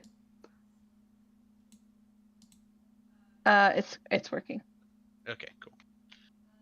So the answer we determine is yes, I have one. Yep. Yes. Excellent. Then what was it suggested I do with it? So you use your exploit point to add 10 to your roll, which would make it a success. Oh, okay. All right. Will do. This guy head explodes. Nah, so Donnie killed a guy. Johnny killed 2 guys. This is his second one. he's like, "Ha, you missed." And you're like, "Wasn't aiming for you." And then like the building that you hit like collapses behind him. Embarrassing. Classic poor architecture. Oh no, wait, never mind. Brick kill the guy. All right, you can give yourself an exploit point for that. I'm dying. That is so good. Okay, and we'll go to I guess we'll go to this last remaining goon. He's like, "No, where are my goons at?" And he shoots it. Gabagip. And then he takes the muzzle and puts it into his mouth and kills himself. Just kidding. He like runs out of bullets and is like, he's like, "Oh shit." So he brings out, looks around, picks up a rebar. "I'm gonna hit a kill with this." And it goes to the dad. Good. We're gonna try and destroy the dummy once again. All right. So we'll No, roll you his stay head. away from him. Oh, I gotta move first. I gotta run out from my pile of bricks that is suspiciously Dagda shaped now. So I gotta, She's trying to awkwardly reload a Tommy gun with just one hand. I'm swinging in. Oh, Ooh, that hits. with an 18, 7 damage. Very good. All right. For your other action, move, attack, and then you get your limited action, right?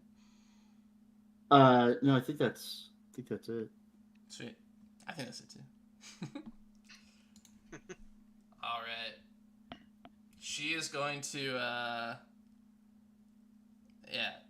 Bug's like, "Man, right where I want you," and she'll reach out and like put her hand on your shoulder as Bugs presses Oh, like the barrel against Point. your stomach. Oh shit. Okay. Yeah, and they're gonna use an attack called Find the Weak Point. So instead of rolling a d20, she rolls a d12. But if she hits, we're gonna add 2d6 to this damage. Okay.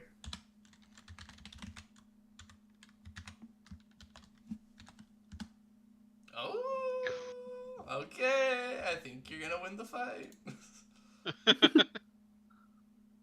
How do you dodge this? I feel like it takes a second because he's confused by like, he's still very confused by this. This is the first time he's seeing this woman with the dummies collections. He's like, this is weird. He's still trying to get a hold of it, but then he'll feel it press against his stomach, and he'll just kind of instinctually try and turn to the side, and so as it fires, it's not really straight at him. It's glancing off of the armor he's got there. That's great, but your two companions are like, "No!" Everybody else from the side's like, "Whoa, he just got lit up." Classic O'Malley. All right. Your young ward has taken out 2 of these goons. Yeah. It's like I think I left the rubber rounds in this revolver last time we had a riot. He swaps them out real quick. Did it take a shot? Oh, there we go. 8 damage. All right, he's out. Yeah. Stupid O'Malley. Gotta use the right bullets. Freeing up Donnie to kill the boss. Yeah. Do it, Donnie. Bricker. Donnie's like, that's just a puppet, man. It's a toy. You gotta hit the woman. Just one brick takes her. You gotta hit the women like this. Wow. Last sock. Yeah. It had one with a brick and one on each foot. I'm down to me last sock.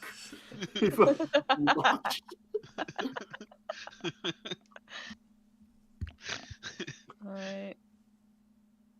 Is it me? It is you? Yeah. Alright. Same protocol. He's loaded up another sock now.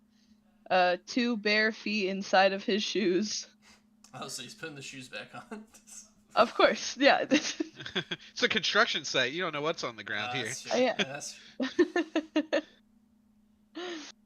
true. One sock far in the distance, another sock bloodied, covered in brain bits.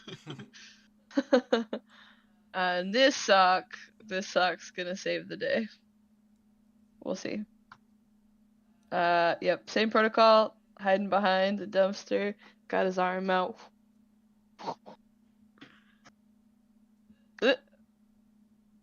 Oh, just missed. That's a miss. Now you have to collect your soccer bricks. Okay. Alright. Over to the Dagda. All right. Hearing Donnie's recommendation, I guess he'll go for an attack on the woman now instead of just trying to break the dummy. Somebody's got 1 hit point left. You know what? I'm just gonna switch. It's clearly not working. Look what I did to that fucking thing. She's still shooting me. All right. I'll go in for an attack on them. Ooh, that's a good roll. A 20 in total for 9 damage. All right. Yeah, as numbers happen to work out, you do just like dink, knock her out. Yeah, the dice tell the story. She falls. Incredible. She falls to the ground, and you're like, huh, did it. And then you look down, and you see the puppet staring up at you. And it raises the Tommy gun at you with a shaky hand, and then it collapses as well. Excellent misdirect. That's so great. But you still wonder, forever from that. Yeah. It's like, Was there really something living in that? yeah. It clearly moved at the end, right? Like, what's up with that? Yeah. I let out a little ooh, like the heebie-jeebies, like ooh. leave it alone. You Well, I'll kind of kick it away from her unconscious hand. You know what? There's definitely a table saw around here somewhere. I'm just saying. Wait, you know what's also kind of haunting though is we saw one at the toy store too. Yeah, it's more than one. Yeah, that apparently gave an order for a hit. That apparently. That one. Yeah. We gotta take them all out. So there's a ear bleeding screech from above, and then you hear like the sound of like flapping wings fading into the distance. Justice served. I'm in. What about Moses? Is he just watching, not doing anything? Yeah, he like Like the watches cuck that he is. the Batman leave, and he's like, He stoically is like, all right, kill the lights, and all the floodlights go off, and he's like, return to work. See, continues inspecting the site. Jeez. I go handcuff the mob boss. Well, you know what? The hell with it. We'll handcuff both of them. All right. I was just say I'm trying to get away before I get Yeah, that's good. grabbed in this outfit. Oh yeah. Is there? I did have a cool idea. Is there a? I guess I could use my own if I wanted to, because I can just get another piece of rebar. Um, we'll see if I can do this. I would like to attempt a feat of strength to bend the rebar enough to make a little arch and plant it in the ground over her so she can't get up. Sweet. Yeah. That's awesome. I'd say that's a 12. I do have advantage on it because I have an edge in strength. Hey. Oh, only a 13. Okay. A 13 beats a 12. Oh, I rolled. It automatically does it at advantage. Okay, that was 2 advantage rolls, and I rolled a 13. Embarrassing. So, I'll spin an exploit. I'll spin an exploit point to do it as well. I'm telling you, the DC is 12, and you beat it. Just for extra, just. Oh, okay. Critically, yeah. Oh. Yeah. He senses the end of session. Got to burn all those exploit points. Surely I'll get a nap before the big one. I can get them back. Yeah. Okay. You bar her down. Of course. Can I propose we throw the doll into the cement? Like there. Yeah. That's a good one. Yeah. All right. And then with that, the Dagda vanishes into the night.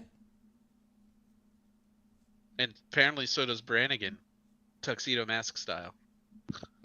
Yes. I mean, that was supposed to be Batman. Rennigan as well. He's like, fuck this, I'm out of here. Yeah, he's gonna take over the Rileys. He's been using the Dagda to clear out the opposition. Can't wait for next session. It's like a few months later, and he's the head of the Rileys now. Yeah. Yeah. Oh, here's the villain. All right. Can I? Yeah. Can I, as Donnie, roll intelligence to like recognize something familiar about the Dagda? Yeah, go ahead. Okay.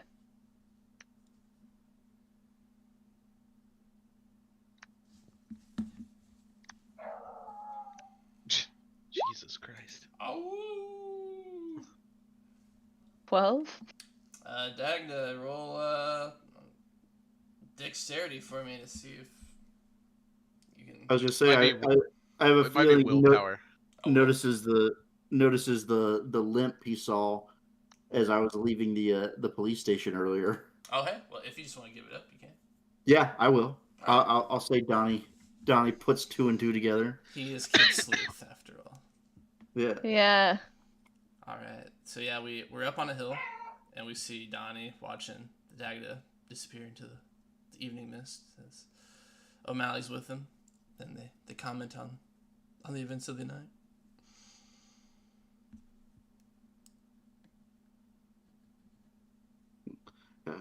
I do feel like the end of the movie is just the doll just hitting the concrete and sinking in, and then credits roll. Yeah. That's gotta be the end shot. That's good. But first, yeah, O'Malley's gotta give Donnie his like Into the Dark Knight speech about the Dagda. Oh, yeah. I don't know what's up with this guy, but if he's gonna be fighting mobsters, I think I'm gonna forget I saw him this time. I don't think I'll be able to forget what I saw today. So we looked Well, at the doll. yeah, that's It's careful. yeah. Well, you did kill a guy. Man, I'm okay. Oh, good. Okay. Ah, shit, he scared me. I thought he was dead. I'm just below 20 feet of rubble. It's okay. People survive that all the time. I got an air pocket. All right, and yeah, we drop the doll into the concrete. Credits roll, and then after credits roll, we get an in-credit scene of it's Brannigan driving Peyton Riley's car, and it's focused on him, just like stoically driving, right? And then slowly the camera kind of pans No. to his left. Oh no. To all the dolls in the back seat. Ugh, ugh. And then suddenly the car crashes as we see something falls down to the hood of the car. And we see a bat-like creature fall on the hood and scream at the windshield. And then the movie fades to black. God, I suppose crime doesn't pay. We'll see. Maybe he just gets beaten up. And This version of Batman is not the regular Batman, so I don't really know what his policy on killing people is. oh, he definitely kills. If you watch that movie, this fucker kills people. He throws acid at people and melts them. Oh my god. I did watch it recently. It's good. It's pretty good. I thought it was For, fun. for some reason, I had watched it before, and I had been thinking that it was like in the same Elseworld as the Gotham by Gaslight, but it's not. That's their it's its whole own thing. Yo. Okay, first sesh. What do we think, guys? Fun. That was I quite fun. enjoyed it. It's fun. Even if you're still like figuring out the system, I enjoyed it. Yeah, I like it. Yeah. Combat's like snappy. Yes. I like the switching between all the characters. That was quite fun. Yeah, I think this was a genius idea for how to run this game. It was a great idea. Yeah. Thanks. Yeah, I was coming up with some difficulties because I was like, I've got a lot I want to pack in, and it has to be a one shot. so some things are saying yes, but yeah, this one, when you guys were like, we want him to be it, I was like, yeah, he kind of feels like the natural one to start. And I was like, wait a second, all the characters you picked had like no relations to him, like emotional relations. It was just like professionals. I was like, oh man, how am I gonna like format this? And then yeah, I was just like, I'm just gonna go hard on like switching perspectives and kind of. I think it worked out well. Yeah, you did a great job. Thanks. I was a little worried that like the supporting characters, just because we're playing a game and it's not an actual movie, Mhm. I was worried that the supporting characters would not feel like supporting characters, but I think they did. I think that was good. Yeah. Yes. Thanks. Yeah, I feel like maybe the Dagda suffered perhaps as the main character. I think maybe the story wasn't like centered on him enough, but That's all right. I mean, whoever we did first, that was gonna happen. I think just as we tried to figure things out and establish everybody as characters, Mhm. I think that was just bound to happen, especially with a new system. Yeah. And That's I still enjoyed his story, and there's more to go into should that happen. And if it doesn't, that is okay as well. Mhm. Yeah, I thought it was pretty funny. This is like a good like, like he's been cruising around for a few months, but this is how like his story like really gets spread to to people. He's like coming back from the dead. It's super exciting. It's a great. I would, if this was the pilot for this show, I'd be I hooked. keep watching. Yeah. Yeah. You keep playing. Oh yeah. I'd say like for me, I don't know if this is for everybody else, but for me, I would definitely be down for, which I think it was. You're right, it was harder for this one because um we had to keep switching perspectives because there's really no reason for us to hang out with the main character most of the game. Mhm. But I think like for for the for some of the next ones, I'd be okay even putting more emphasis on the main character. Even if my supporting person only shows up a couple of times during the session, I think if that's what the story calls for, that's totally cool. You know. Yes, I don't mind that. Yeah. Okay. Yeah, the telephone operator is gonna be hard. So Uh, it's all right. I'll just still have something else to do that day. I'll be multitasking. I mean, if it's a real comic book story, the telephone operator is going to be kidnapped. Ooh. Ooh. Kidnapped by the KKK. Oh. Oh God. No. But to tell the story, yes. Okay.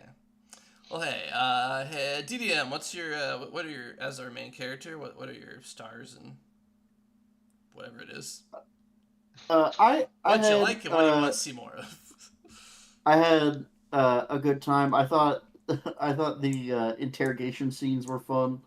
Yeah, I'm going to walk my dog. I I was like, how is he gonna like? I was like, is he just gonna be like, oh, I was out for a walk, or I was working. I was like, no, he's gonna bullshit this guy. He doesn't. He's gonna lie through his teeth and wait for that guy to call him on it. He doesn't care. Yeah, I thought you guys did great. Like, I really just like threw you into the middle of things and like didn't explain anything. I was like, okay, now do a scene.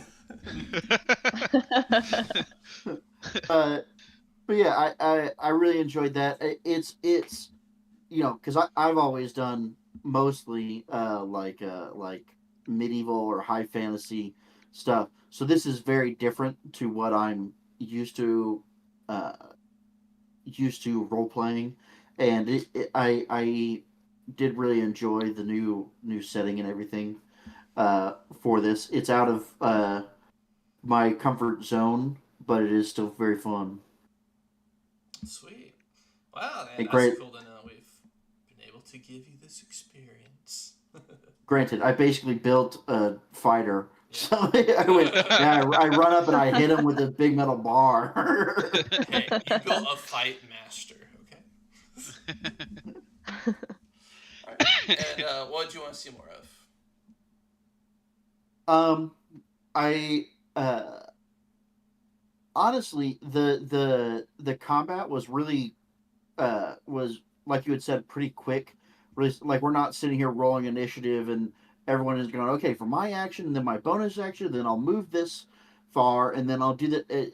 It's a much more simplified combat, but it's still very effective. So I enjoyed being able to go through that almost more as a role play scene than expressly a combat. Um, uh, so I did really enjoy that, and I think it left a lot more room for pure role play scenes, which I thought was the best part of this. Was just uh, getting to see everyone act throughout their characters. So I think just more role play scenes in general, which I know this game is already heavy on, but I enjoyed those quite a bit. Nice. Okay. Guardian, what are your stars and pluses? I think that's what it's supposed to be. I'm a big fan of comic books. I really enjoyed the whole playing in a comic book world. I liked the references. Some of them, like the real world references, are cool too. The comic book references are great. That's super fun. Um, yeah, you know what? I don't think that there's anything that I didn't. The only thing that I didn't like is that we're gonna struggle a little bit in places where whether it's like just a translation issue or just they didn't think that somebody was going to wear both a helmet and a vest at the same time. Yeah. Uh, um, that's the only downside I think to the game was just there's a couple of places where clarification would be cool, and this isn't a very we picked a obscure system. There's no support for it really, so Yeah. we're just on our own. I But opened it up this week, and I was like 263 pages. I was like, wow. I was like, you can like not find an RPG that's that small anymore. yeah, yeah. Yeah.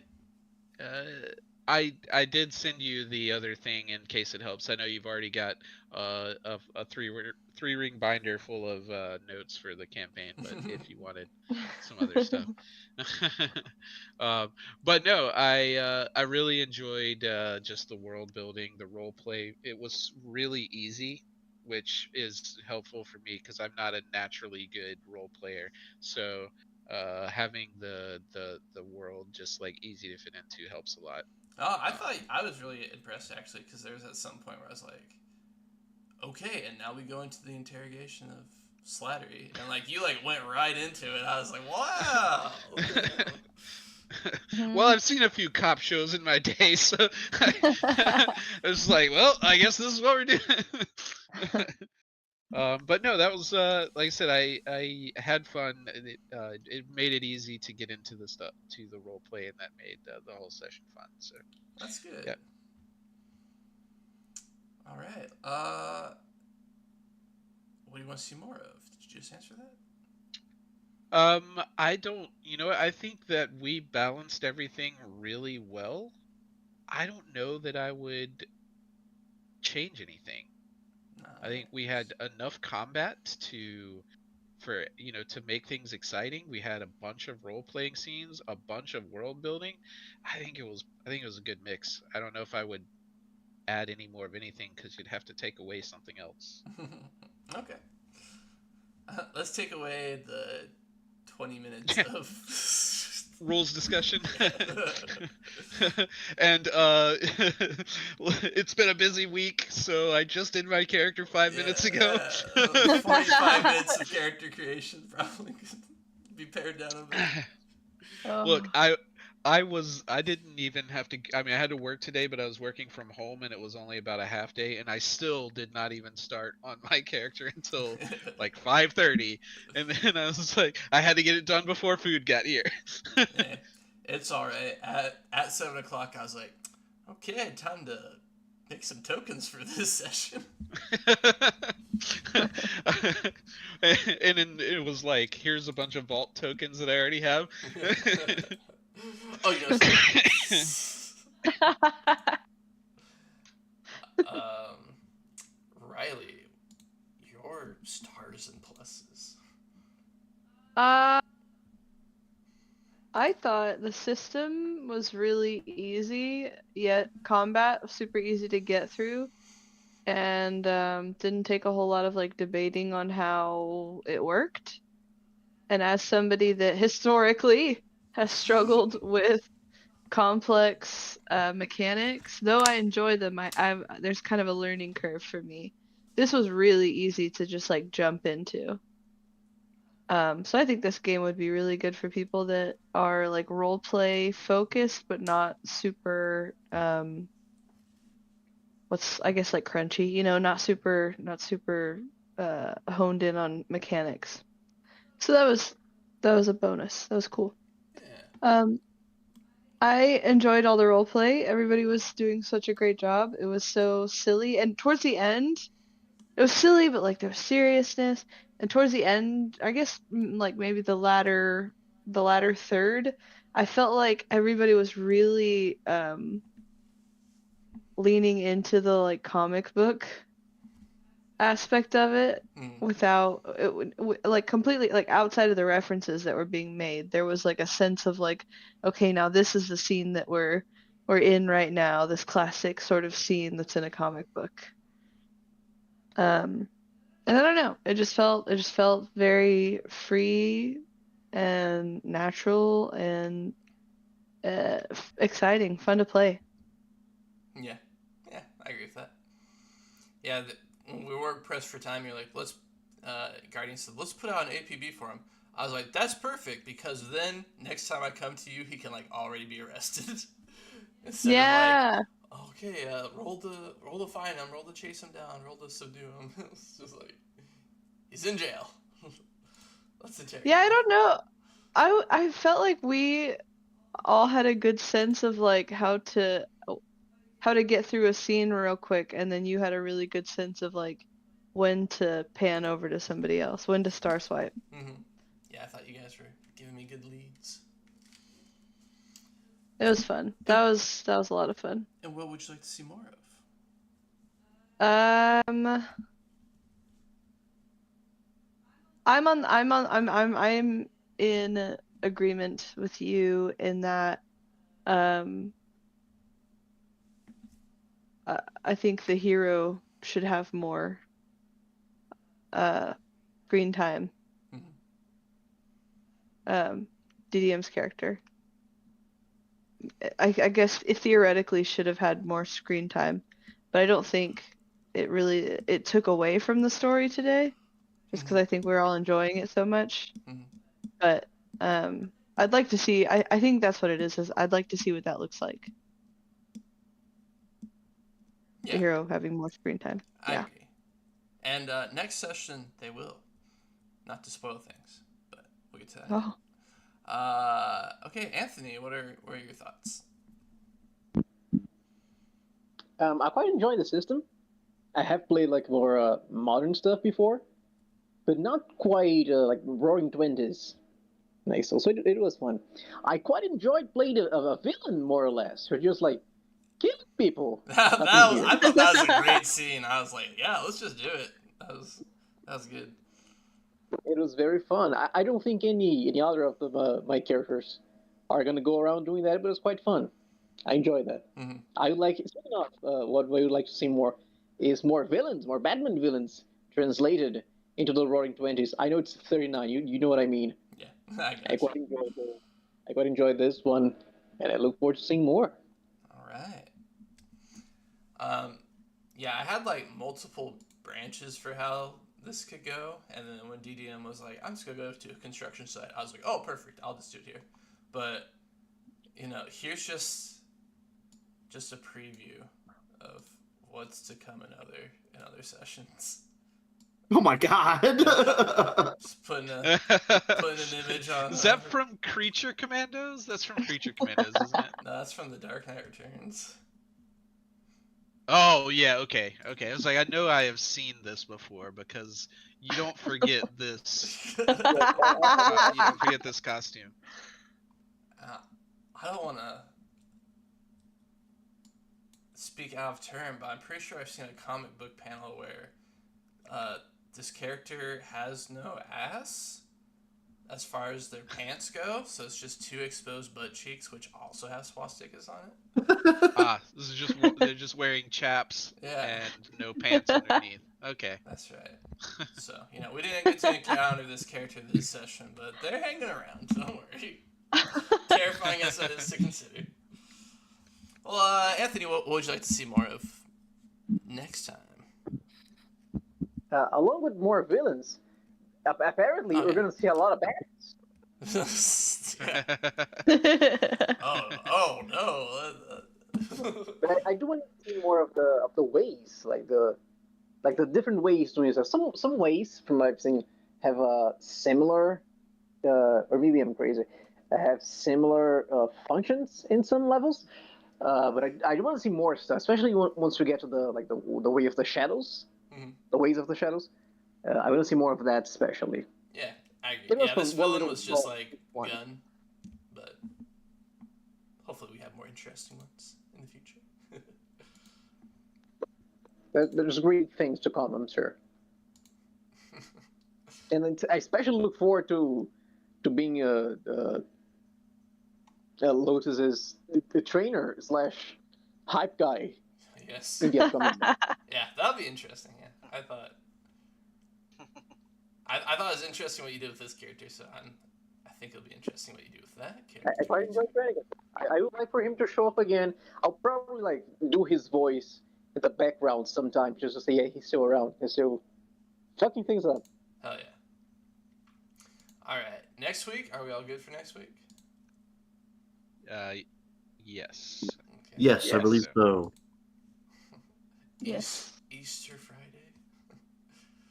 Good Friday. Good Friday. I was like, I think there is a name for that. Oh, this is like, okay, I'd have to tell like a tiny work story. I was going through I'm sort of in the like construction industry, I guess. And I was going through a training video that we had to film for a new piece of equipment that we got, and was just kind of scrubbing it and just trying to see like, is the sound quality okay, all that stuff. And the video was of a guy going through and explaining like how to do like troubleshooting for this equipment. And he has a ball cap on and he's mostly turned away, and then he turns towards the camera and he has the Ash Wednesday like ash cross on his forehead. Oh my god. And I was like, I wonder what day we did this. I wonder Just what like day this video was filmed. it being in the format of a reveal, like would have sent me. I showed everybody. It cracked me up so much. But yeah. Oh man. So next week we are going to be starring the Silver Bolt.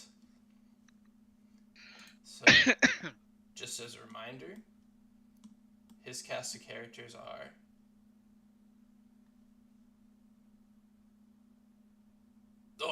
there's the Silver Bolt, of course, William Blake, former fighter pilot and future Rocketeer. He also has a lady mechanic, played by Riley, who owns a shop and does not get well with the smuggler, played by Anthony, who works as a fence for the mafia. And finally, there's also a journalist who discovers the existence of fascist activity in Gotham, aka Timmy Turner. Forgot about that. I thought I was playing the smuggler. Oh, I don't know. Yeah, That sounds right. I'm the journalist. I'm Tim Turner. All right. I was like, wait. I don't care what you guys do. You were like, and the smuggler, played by Anthony. I was like, oh wait, what? Shit. Really flipped everybody's brain there for a second. Yeah, you got recasted. Well, I was like, I wrote it down, but maybe I was just not listening or when I wrote it down. Maybe I wasn't paying attention. I feel like I picked this, but then If that's what Chris I have assigns me, that's what it is. I have a The DM is quick spoken. suggestion. If you guys, what do you think about this comp? What if each hero that completes their movie gets moved up to level 2, so they can get an extra couple of capacity points for the Avengers? Oh yeah, that Movie. sounds good to me. Nice. Ooh, and some more hit points. Yeah, you get a little more hit points. Not much, but a little. No, I get a D12 plus my con mod. I get a Oh, pretty well, good I amount. guess it depends on how you roll, whether it's. That's true. That's true. Let's see it. All right. Let's see. Let me get the roller open. We're still logged in. We might as well find out.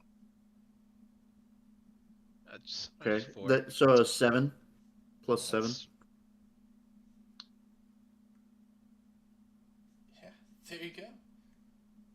Oh. That's a shot from a Tommy gun, as we discovered. Yeah. Or 3 shots from my revolver. It had 10 health. It was 10. I also thought it was like really exciting. Like, wow, the power level between a level 1 goon and this the Shadows of Gotham character is really big. I was like, great. Well, unless you're chucking bricks, apparently. It is kind of funny that like it's easier to like get an explosion on a smaller die. Yeah. You should be going for D4s instead of D12s. Yeah, a D20 It's also on a easier to roll D6 ones. is crazy.